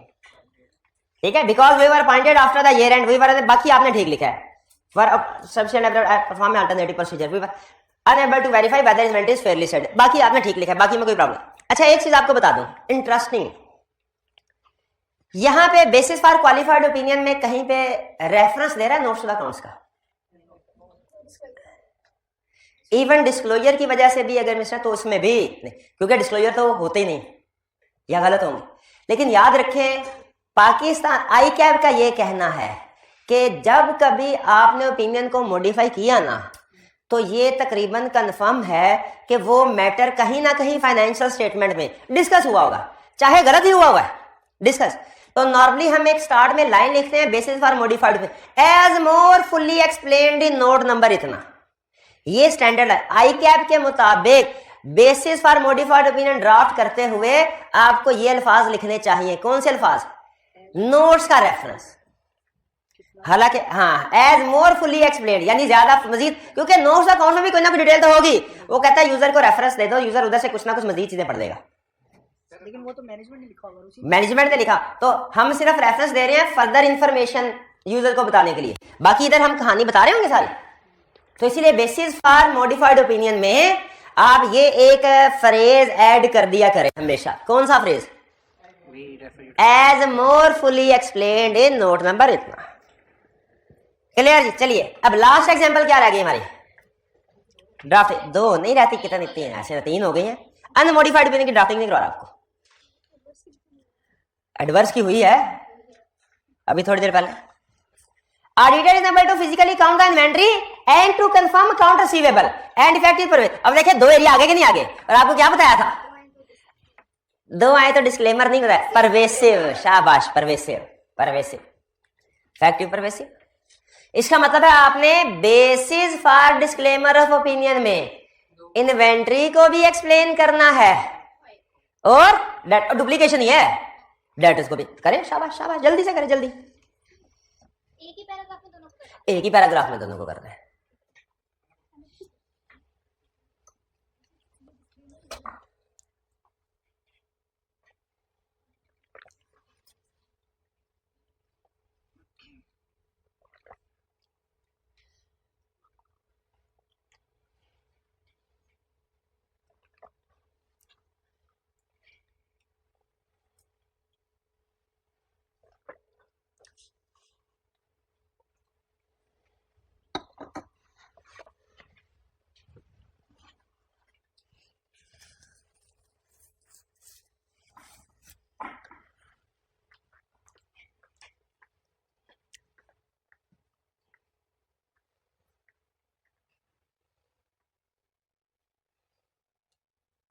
हाँ, अब की बार डेट लिखी, शाबाश। आपने अब की बार भी डेट नहीं लिखी। ये ऐड आ गया ना। अच्छा अच्छा, अब आ गया है। We were unable to physically count inventory. Reason हाँ, कि इन्वेंटरी कहाँ सिचुएटेड है? सिंगापुर में ये केनिया में। एज मोर फुली, हाँ ये एज मोर फुली एक्सप्लेन्ड, ये भी आप भूल गए। अभी तो बताया है, अभी तो बताया।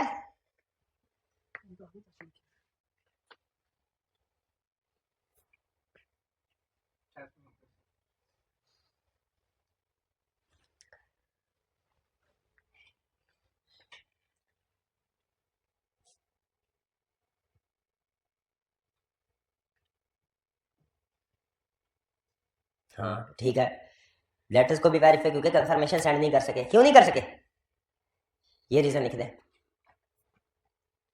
मैनेजमेंट ने ही अलाउ नहीं किया या उनके सिस्टम में कोई गड़बड़ आ गई थी जिसकी वजह से उनका बैलेंस गलत है। नहीं, इन्वेंट्री और अकाउंट्स रिसीवेबल दोनों को एक ही सेंटेंस में ना फुड़काएं। इन्वेंट्री को लैदा कर लें और फिर उसका सेंटेंस कंप्लीट करके अकाउंट्स रिसीवेबल को लैदा। दोनों की एक ही रीजन थोड़ी होगी दोनों काम ना करने की। इन्वेंट्री को वेरीफाई ना करने की रीजन कुछ और होगी, डेटर्स को वेरीफाई ना करने की रीजन कुछ और होगी। तो एंड दो सेंटेंस नहीं, एंड देन अलग अलग करें, दोनों का सेंटेंस ही अलग अलग बने। ठीक है, जो nature of scope limitation explain करनी है ना, वो दोनों की अलग अलग बताएं। फिर आगे जो एंड में अल्टरनेटिव प्रोसीजर या we were unable to verify ये लिखना हो ना, ये चाहे एक लाइन में लिख दे, इसमें मुझे इतराज नहीं है। लेकिन जो नेचर ऑफ मिस स्टेटमेंट या स्कोप लिमिटेशन आपने एक्सप्लेन करनी है ना, वो आप अलग अलग करेंगे। दिखाए मेरे भाई ने क्या लिखा है? कोई नहीं, कोई we were unable to date लिख दिया because of our appointment made after. कौन सी भाईजान? सिर्फ स्टॉक की लिखी है? अच्छा, दूसरी अभी लिख रहे हैं। ठीक है ठीक है ठीक है, आप दिखाइए आपने क्या लिखा है। Basic part disclaimer of opinion, we are unable to verify because we are appointed after the year end. ठीक है, we were also not able to verify from procedure. ठीक है, शाबाश। We are unable to verify because we are prohibited by management. शाबाश शाबाश शाबाश, ये अच्छी है अच्छी है।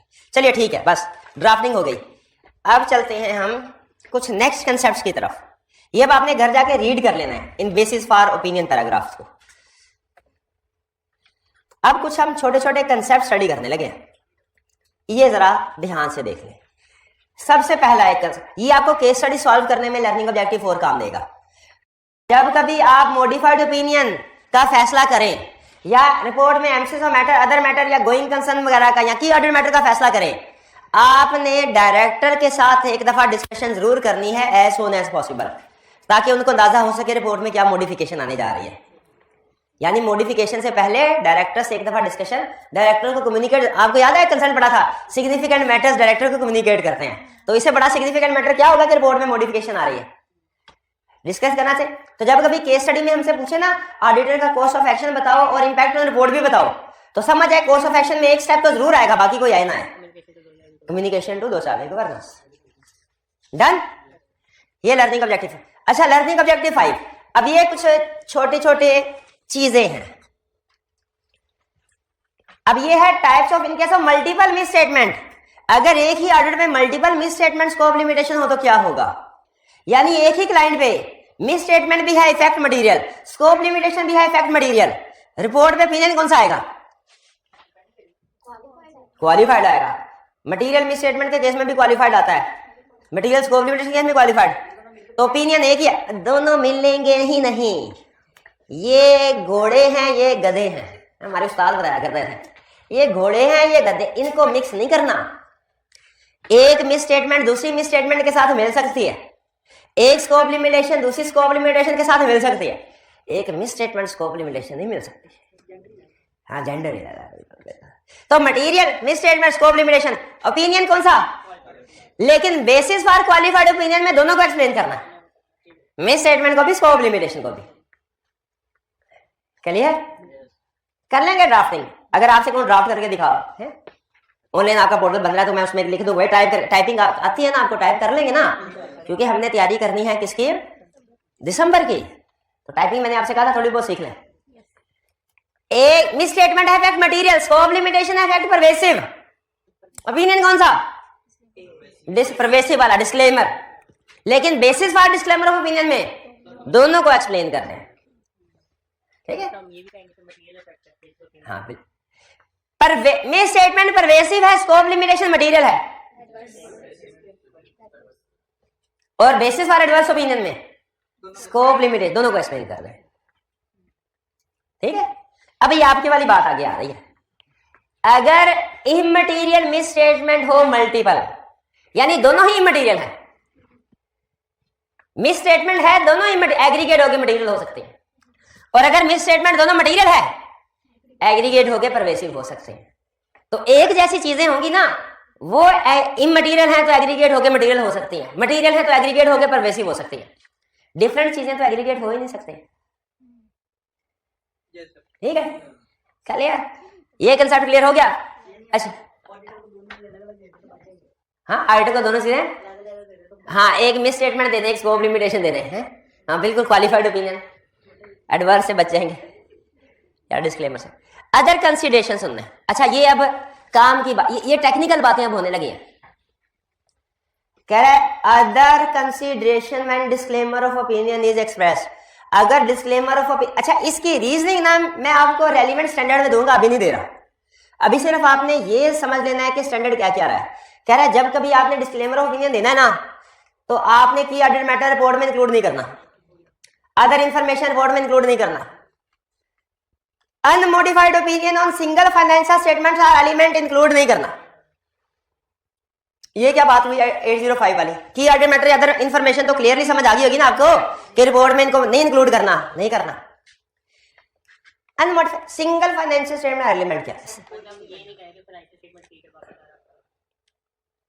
मैंने आपको बताया था कंप्लीट सेट को भी हम वेरीफाई कर सकते हैं, सिंगल एलिमेंट को भी, या सिंगल फाइनेंशियल, ठीक है, अलग अलग कर सकते हैं। क्या दोनों को इकट्ठे भी कर सकते हैं?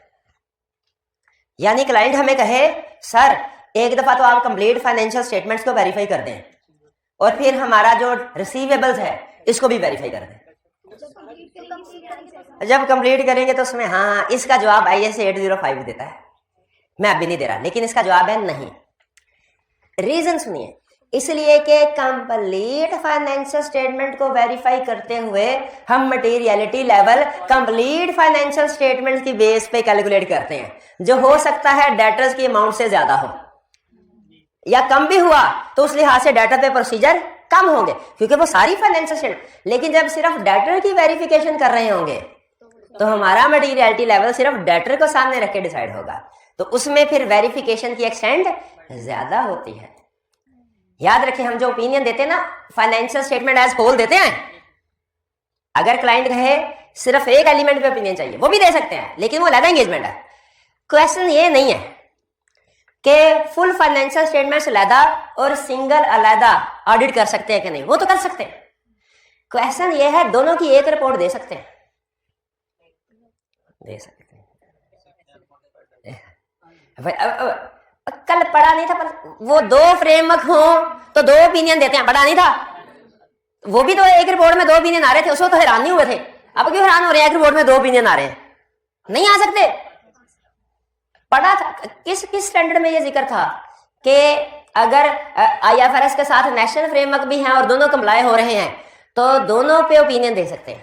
200 में के 210 में के 700 में 700 में श्योर। तो उसी तरीके से सिंगल एलिमेंट, लेकिन ये काम तब नहीं करना, कब नहीं करना, जब ओवरऑल फाइनेंशियल स्टेटमेंट में डिस्क्लेमर ऑफ ओपिनियन होना, तो सिंगल एलिमेंट पे अनमोडिफाइड ओपिनियन नहीं देना। नहीं, ये बात अभी आपको पूरे तरीके से समझ नहीं आएगी क्योंकि पहली दफा सुन रहे हैं, अजीब सी लग रही है। और वैसे भी इस स्टैंडर्ड में उसने डिटेल में डिस्कस ही नहीं की। डिटेल में किस स्टैंडर्ड में डिस्कस कर रहा है? तो सिंपल ध्यान में रखें, अगर complete set of financial statement में डिस्क्लेमर ऑफ ओपिनियन दिया तो सिंगल फाइनेंशियल स्टेटमेंट या एलिमेंट में अनमोडिफाइड ओपिनियन, उसमें भी हो सकता है हम डिस्क्लेमर ही दे, में भी, या जो भी होगा उस स्टैंडर्ड में पढ़ेंगे। किस स्टैंडर्ड में? 805 में। 805 कौन से वाले वॉल्यूम में है? दूसरे में नहीं है, पहले में है। ऑडिट एंगेजमेंट सारी की सारी फर्स्ट वाले। फिर auditor is engaged to express opinion on ये specific information basis for opinion section and responsibility. Specific information कुछ थोड़ी सी और भी चेंज होती है, जैसे वी हैव ऑडिटेड की बजाय हम लिखते हैं we were engaged to audit. वो छोटी मोटी इंफॉर्मेशन की वर्डिंग चेंज होती है। अहम चीजें ऊपर वाली 3 थी।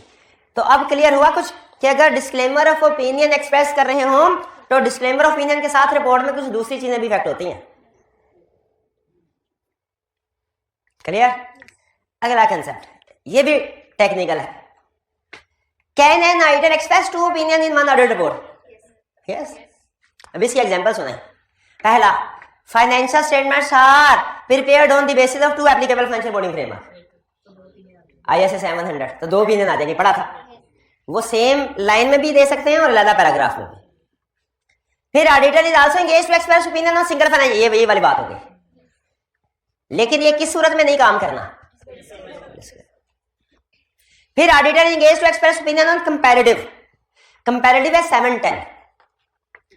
कंपैरेटिव, आपको पता है हम एज ऑडिटर फाइनेंशियल स्टेटमेंट्स का इंटीग्रल पार्ट है कंपैरेटिव। IS 1 कहता है ये, लेकिन हमारे ऑडिटिंग स्टैंडर्ड क्या कहते हैं? IS 1 में complete set of financial statements में कंपैरेटिव भी शामिल है, लेकिन हम एज ऑडिटर कंपैरेटिव हमारी रिस्पांसिबिलिटी में शामिल नहीं है।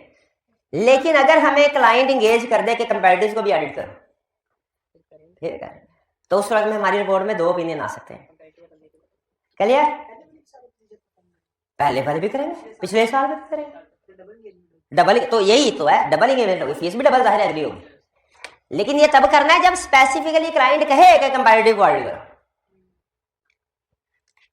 यहां तक समझ आ गई? अगली बात को मेरे ख्याल अभी हम ना छेड़े, ये शायद आपके लिए मुश्किल हो खत्म करना। यहां कोशिश करें, वो कोई बात नहीं, कल की क्लास में भी बहुत ज्यादा घंटे बाकी है। अच्छा चलें, इसको छोड़े गोलीबार। मैं आपसे वैसे क्वेश्चन पूछता हूं। बैलेंस शीट, आपने ओपिनियन क्या देना है और ओपिनियन की वर्डिंग भी बताइएगा। बैलेंस शीट के अंदर current liability, non current liabilities को, बैंक से लोन लिया था वायलेशन की टर्म एंड कंडीशन की, लेकिन स्टिल उसे नॉन करंट लायबिलिटी में ही क्लासिफाई किया मैनेजमेंट ने। ऑडिटर कहता रहा करंट करो, मैनेजमेंट ने कहा नहीं, बातचीत चल रही है, बातचीत, बैंक माफ कर देगा गलती, उसने नहीं करंट में लेके आया। हम मिस स्टेटमेंट है, कौन सा ओपिनियन देंगे? अच्छा, अब अगर मैं मैनेजमेंट हूं, मैं आपको कहता हूं सर कोई तरीका निकाले कि क्वालिफाइड ना हो, ठीक नहीं, ठीक भी नहीं करना, फिर मैनेजमेंट एक मशवरा दे रही है, सर देखिए बैलेंस शीट ही गलत है ना, इनकम स्टेटमेंट तो ठीक है, आप ऐसा कीजिए ओपिनियन सेक्शन में लिख दें, अपने ओपिनियन के 2 हिस्से कर दें। आप कहें कि बैलेंस शीट तो गलत है लेकिन प्रॉफिट एंड लॉस ठीक है, और है भी प्रॉफिट एंड लॉस ठीक नहीं, ठीक है ना, क्लासिफिकेशन में ही मसला है। बताइए मान सकते हैं कि नहीं?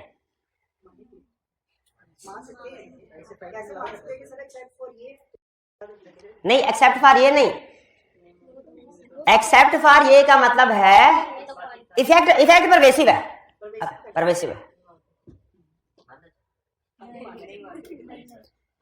हम जो असल में ओपिनियन देते हैं ना, वो फाइनेंशियल स्टेटमेंट एज होल होता है, यानी हम इनकम स्टेटमेंट पे अलहदा और बैलेंस शीट पे अलहदा ओपिनियन नहीं देते। हम या तो सारी फाइनेंशियल स्टेटमेंट पे क्वालिफाइड ओपिनियन देते हैं या सारी फाइनेंशियल स्टेटमेंट में मॉडिफाइड ओपिनियन देते हैं। लेकिन स्टैंडर्ड कहता है अगर आपको लोकल लॉज इजाजत देना कि अपने ओपिनियन को स्प्लिट कर दो, दो हिस्सों में डिवाइड कर दो, बैलेंस शीट के ऊपर अलहदा ओपिनियन दे दो और इनकम स्टेटमेंट के ऊपर अलहदा दे दो, तो ये भी कर सकते हैं, ये भी कर सकते हैं। लेकिन इसकी शर्त क्या है, बुनियादी शर्त क्या है, अगर लॉ ने इसकी इजाजत दी हो, इसे कहते हैं सेपरेट। नहीं, पाकिस्तान में ओनली होल ओपिनियन नहीं जाता है, ये सेपरेट। ये नोट कीजिए, ये एक ही ओपिनियन को उसने तोड़ दिया, बैलेंस शीट का अलहदा कर दिया।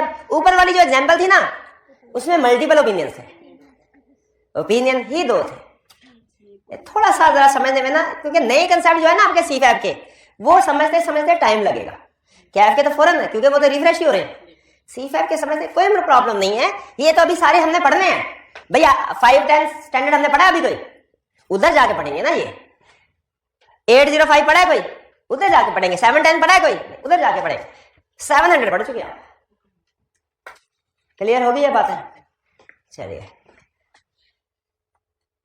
अब ये कुछ मजीद एग्जाम्पल भी है, ये ड्राफ्टिंग की, ये आप घर जाके पढ़ लीजिएगा, क्योंकि कोई एक ही स्टैंडर्ड थोड़ी है, वो स्टैंडर्ड में भी एग्जाम्पल है।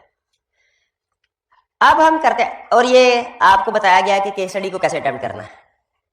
ये कुछ मिस स्टेटमेंट के एग्जाम्पल। हाँ, ये एग्जामिनेटिव जरूर ये थे, कह रहा है अगर आपको पास्ट पेपर की प्रैक्टिस करते हुए, ये हमने अपनी तरफ से आपको लिस्ट दी है मिस स्टेटमेंट और स्कोप लिमिटेशन की, लेकिन पास्ट पेपर की प्रैक्टिस करते हुए अगर आपको नई मिस स्टेटमेंट स्कोप लिमिटेशन मिले ना, उसे आपने इस लिस्ट में ऐड कर लेना। क्लियर? अच्छा, अब तो हुआ ये हमारे सारे 705 के कंसेप्ट कंप्लीट हुए। अब स्टार्ट होने लगी है प्रैक्टिस।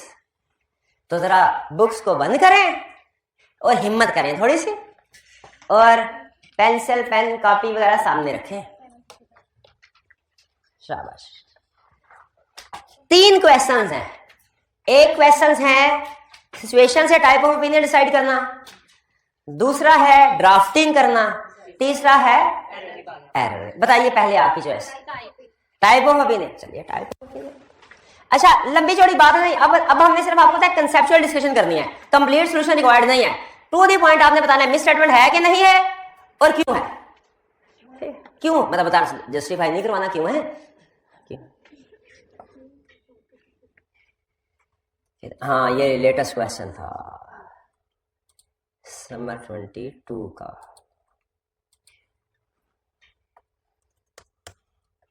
सबसे पहले रिक्वायरमेंट पढ़ के मुझे बताइए नेचर ऑफ एंगेजमेंट कौन सी है। ऑडिट है, रिव्यू है, एग्रीड अपॉन प्रोसीजर, कंपाइलेशन, कौन सी? किस लफ्ज से पता चला? ऑडिटर से। क्या सिर्फ इफेक्ट ऑन रिपोर्ट पूछ रहा है कि कुछ और भी? Course of action. अच्छा, आपने ज्यादा नहीं, सिर्फ एक कोर्स ऑफ एक्शन बताना है, एक काम जो ऑडिटर ने करना होगा वो बताना है, और इंपैक्ट ऑन रिपोर्ट बताना है। स्टार्ट करते हैं जी। पहली एग्जांपल है ये ए। आपके पास टोटल 3 मिनट है।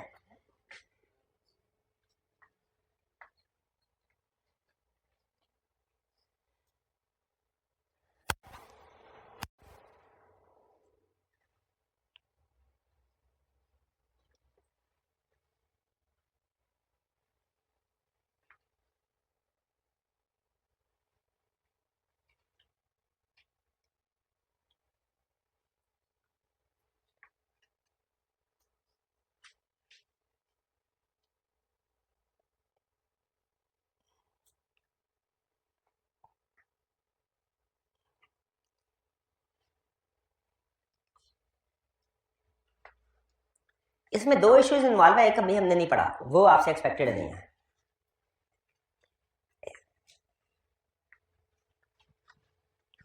पढ़ लिया? सिर्फ ए पढ़ना है, ए।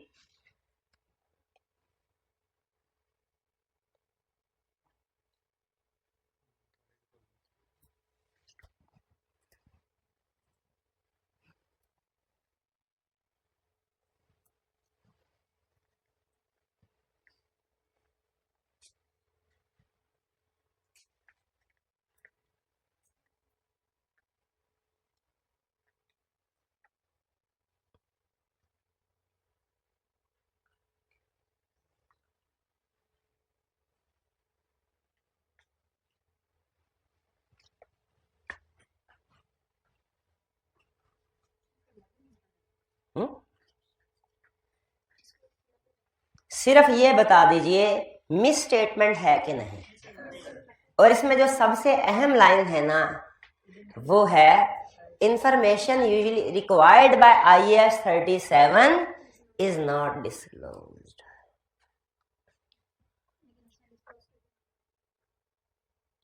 उसने डिस्क्लोज सारी इंफॉर्मेशन नहीं की, उसने कहा जो नॉर्मली रिक्वायर्ड होती है वो मैंने डिस्क्लोज नहीं की, सिर्फ जनरल बात कर दी है मैंने। मिस स्टेटमेंट है जी,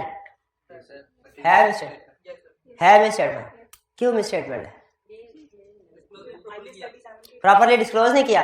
हालांकि अभी मैंने आपको एग्जांपल दी थी कि कुछ डिस्क्लोजर ऐसे हैं जो रिक्वायर्ड हैं, लेकिन अगर वो एडवर्सली उनका डिस्क्लोज होना कंपनी को एडवर्सली इफेक्ट करे तो IAS 37 कहता है डिस्क्लोज करना, उसको ओमिट किया, सिर्फ जनरल नेचर डिस्क्लोज कर दे।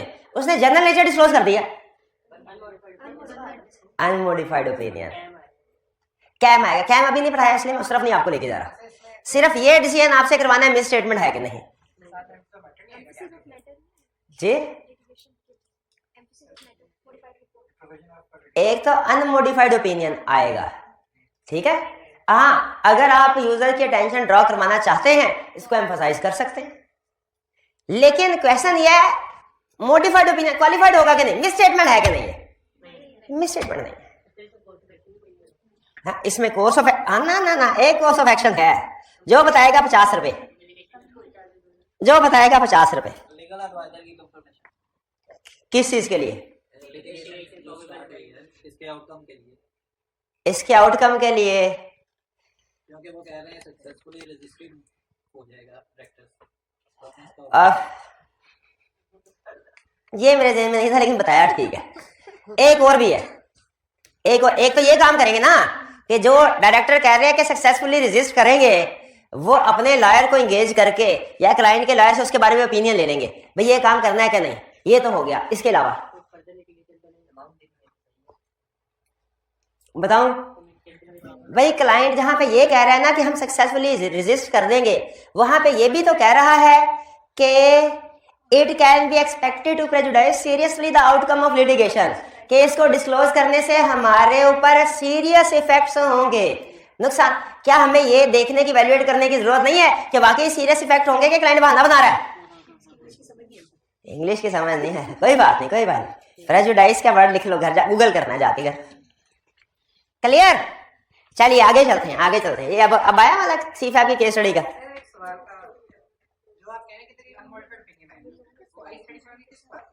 नहीं, IAS 37 ये अलाउ करता है कि अगर डिस्क्लोजर से सीरियस इफेक्ट्स आ रहे हो, कंपनी को नुकसान हो रहा हो, कंपनी के लिए डैमेज का बायस बन रहा हो, तो उस डिस्क्लोजर को आप इंक्लूड ना करें। ये 37 में कहीं लिखा हुआ है।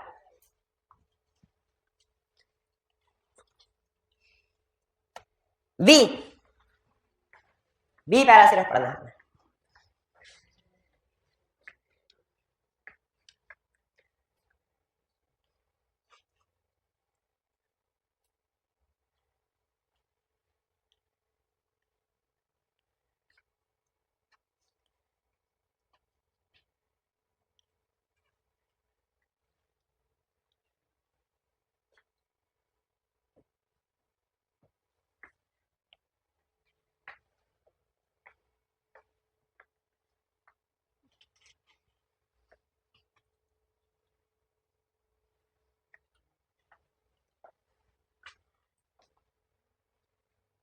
सिर्फ एक चीज बतानी है, मिस स्टेटमेंट है कि नहीं, सिर्फ।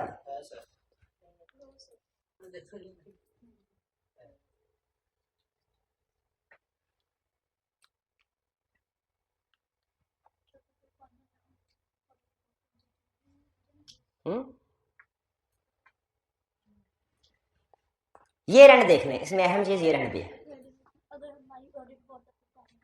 ऑडिट बोर्ड भी फाइनल नहीं हुई, 7 दिन में तो ऑडिट बोर्ड फाइनल नहीं हुई। ये रहने 31 मार्च है, एग्रीमेंट साइन हुआ 7 अप्रैल को।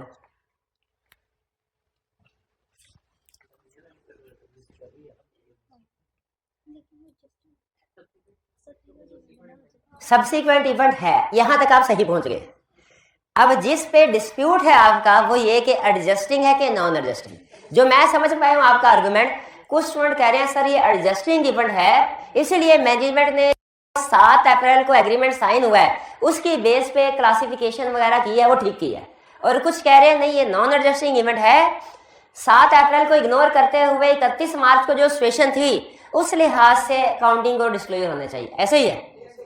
कितने स्टूडेंट का ख्याल है अगर लोन एग्रीमेंट की वायलेशन हो और बाद में रिवाइज्ड एग्रीमेंट साइन हो जाए ईयर एंड के बाद तो वो एडजस्टिंग इवेंट है? और कितनों का ख्याल है नॉन एडजस्टिंग है? ये नॉन एडजस्टिंग इवेंट है। नॉन एडजस्टिंग ये ईयर एंड के बाद हुआ है, ईयर एंड के बाद। स्टैंडर्ड कहता है ये नॉन एडजस्टिंग इवेंट है। नहीं देखें क्या फैसला हो गया था। देखिए मैनेजमेंट तो हमेशा होपफुल होगी, ये ध्यान में रखिए। मैनेजमेंट हर चीज के बारे में भाई सर्टन है कि नहीं, या कंडीशन एग्जिस्ट करती है कि नहीं, इसी पे आप आर्गुमेंट कर रहे हैं ना। क्या कंडीशन एग्जिस्ट करती है कि नहीं, ये हमने मैनेजमेंट के कहने से फैसला करना है, या ये देखना है बैंक के बोर्ड ऑफ डायरेक्टर्स ने फैसला किया कि नहीं। बैंक के डायरेक्टर्स ने कब फैसला किया है? मैनेजमेंट तो पहले दिन से ही कॉन्फिडेंट होगी। मैनेजमेंट तो हमेशा अपने बारे में कॉन्फिडेंट ही होती है। हमने फैसला किस चीज की बेस पे करना है? क्या लोन एग्रीमेंट को रिवाइज करने का फैसला हो चुका है कि नहीं? ठीक है, पाकिस्तान तो यही कहेगा आईएमएफ ने रीशेड्यूल कर देने कर दें। हमने अपना फैसला किस चीज की बेस पे करना है? एज ऑडिटर आईएमएफ के बोर्ड ऑफ डायरेक्टर्स ने अप्रूव किया कि नहीं? जी हाँ, इसको करंट लायबिलिटी में डालना चाहिए। ये वाली financial statement true and fair represent नहीं कर रही, क्योंकि ये फाइनेंशियल स्टेटमेंट किस बेस पे बनी है? रिवाइज्ड लोन एग्रीमेंट की बेस पे। यानी इसने लोन एग्रीमेंट की रिवीजन को एडजस्टिंग इवेंट ट्रीट किया है, हालांकि ये नॉन एडजस्टिंग इवेंट है। ये आपके लिए नई एग्जांपल आई ना, लिख लें फिर इसको कि revision in loan agreement is non adjusting event. ये सारा सिचुएशन एक ही पॉइंट के ऊपर खड़ी थी, सारी सिचुएशन कि लोन एग्रीमेंट में रिवीजन एडजस्टिंग है कि नॉन एडजस्टिंग। आगे चलते हैं सी। अच्छा आप थोड़ा ना लिखा करें मिस स्टेटमेंट है नहीं है। सी को देखिए, डिसीजन कीजिए miss statement. Question again same, miss statement है कि नहीं।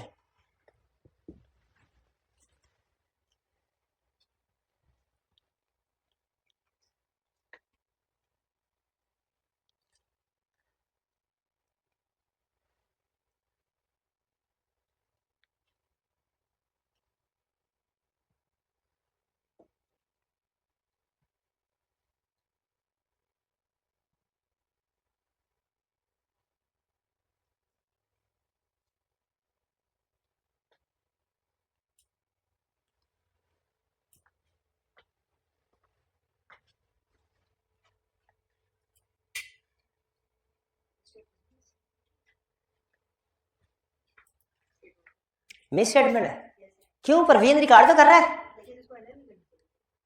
वो। ये प्रोविजन से मुराद NRV, slow moving and absolute obsolete, slow moving and obsolete stock की प्रोविजन का मतलब यही है, उसको एनआरवी पे रिकॉर्ड किया जा रहा है।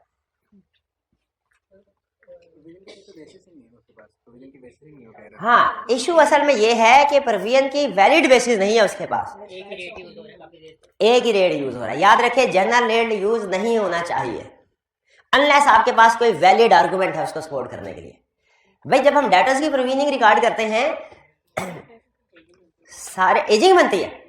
अकाउंटिंग सिखाने के लिए आपको वो जनरल प्रोविजन की जाती है, वरना नॉर्मली एजिंग बनती है और स्पेसिफिकली डिसाइड किया जाता है किस लेटर की प्रोविजनिंग कितनी रिकॉर्ड करनी है कितने नहीं। यहाँ पे चूंकि मैनेजमेंट ने जो प्रोविजन रिकॉर्ड की है उसकी बेसिस नहीं है, इसलिए मैनेजमेंट को ये प्रोविजन रिवर्स करके स्पेसिफिक प्रोविजन रिकॉर्ड करनी चाहिए।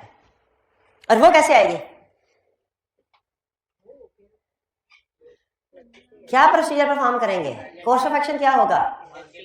ये तो आपने बता दिया ना कि जनरल प्रोविजन गलत है कि सही है, ये पक्का।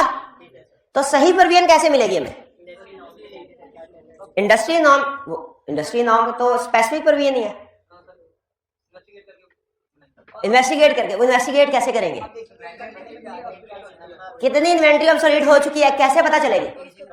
एजिंग एनालिसिस से, एजिंग रिपोर्ट से, फिजिकली इंस्पेक्ट करके, एक्सपायर्ड स्टॉक को आइडेंटिफाई करके, उसका यूजेज को देख के, अगर इसको सेल किया जाता है तो सेलिंग प्राइस देख के ईयर एंड के बाद स्पेसिफिक प्राइस को, स्पेसिफिक एनआरवी को वैल्यूएट करना है। जनरल रेट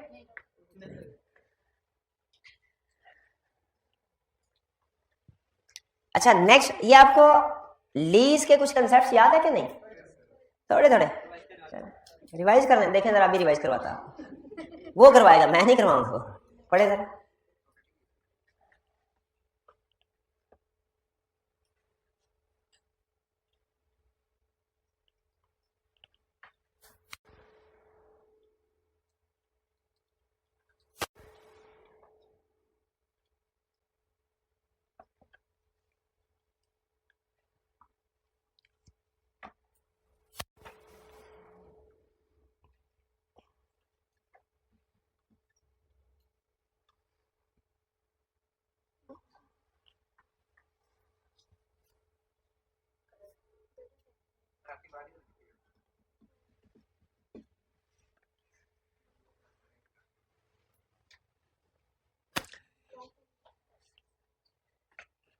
क्वेश्चन सिंपल मेरा, क्या ये लीज ऑपरेटिंग है कि फाइनेंस? क्योंकि अगर ऑपरेटिंग लीज है तो फिर तो उससे ठीक ही है ना। ऑपरेटिंग लीज है तो ट्रीटमेंट ठीक है, सारा कुछ एक्सपेंस आउट कर दिया। और फाइनेंस फिर मसला है। कितने स्टूडेंट्स का ख्याल है ये ऑपरेटिंग लीज? फिर से पढ़ ले, फिर से पढ़ ले।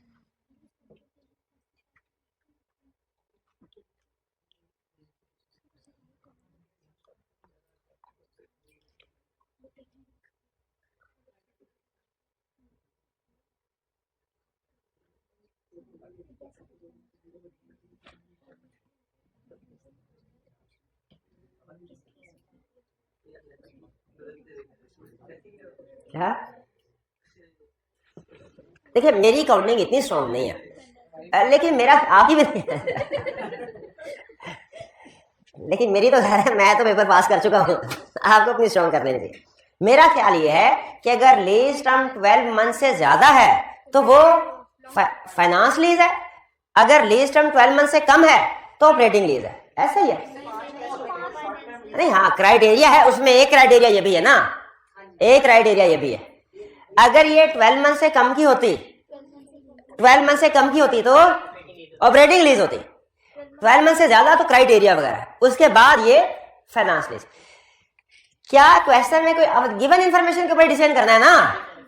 अब उसने जो इंफॉर्मेशन दी है हमें, वो 12 मंथ्स के क्राइटेरिया को वैल्यूएट करने के लिए दिया है।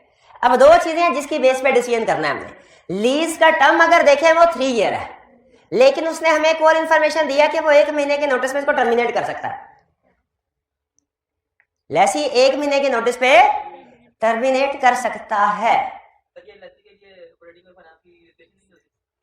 क्या ये उसकी इंटेंशन है कि वो एक साल के अंदर अंदर इसको खत्म कर देगा? कैसे पता चला कि उसकी इंटेंशन है? उसने सिग्निफिकेंट एक्सपेंसेस इनकर किया है, इसलिए थोड़ी इनकर किया है कि 1-2 महीने के बाद इसको छोड़ देगा। तो ये हमारी फाइनेंस लीज ट्रीट होगी, और इसको ये जो भी कैपिटल एक्सपेंडिचर इंप्रूवमेंट के लिए इनकर कर रहा है, कैपिटलाइज करना चाहिए, इसको कैपिटलाइज करना चाहिए। क्लियर? ये ऑपरेटिंग लीज है नहीं, तो लैसी फिर कैसे रिकॉर्डिंग करता है? रिकॉर्डिंग कैसे करता है? रिकॉर्डिंग क्या करता है? उसको एक्सपेंस आउट करता है, रेंटल एक्सपेंस रिकॉर्ड करता है कि उसको कैपिटलाइज करता है? कैपिटलाइज करता है, उसने कैपिटलाइज नहीं किया।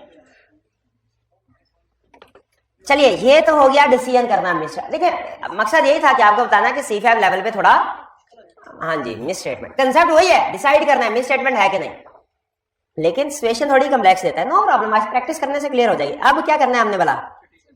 छुट्टी नहीं करनी, इतनी जल्दी नहीं होती छुट्टी। 8:15। अच्छा चलिए ऐसा करें, ऐसा करते हैं, आप लीजिए इसके, या मैं आपको सेंड कर देता हूं व्हाट्सएप ग्रुप पे। ये आपकी होम असाइनमेंट होगी जो आपने कल करके आने, ठीक है? मंडे को नहीं, मंडे के लिए तो अलग है, ये तो छोटी सी होम असाइनमेंट है। बल्कि ये भी तस्वीर ले लें, अभी तस्वीर ले, शाबाश। ये ए पार्ट 6 मार्क के साथ।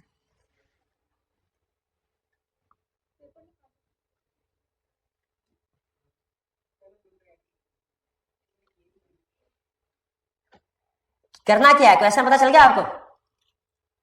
ठीक है, मैं कोशिश करूंगा कि ग्रुप में भी शेयर कर दूं।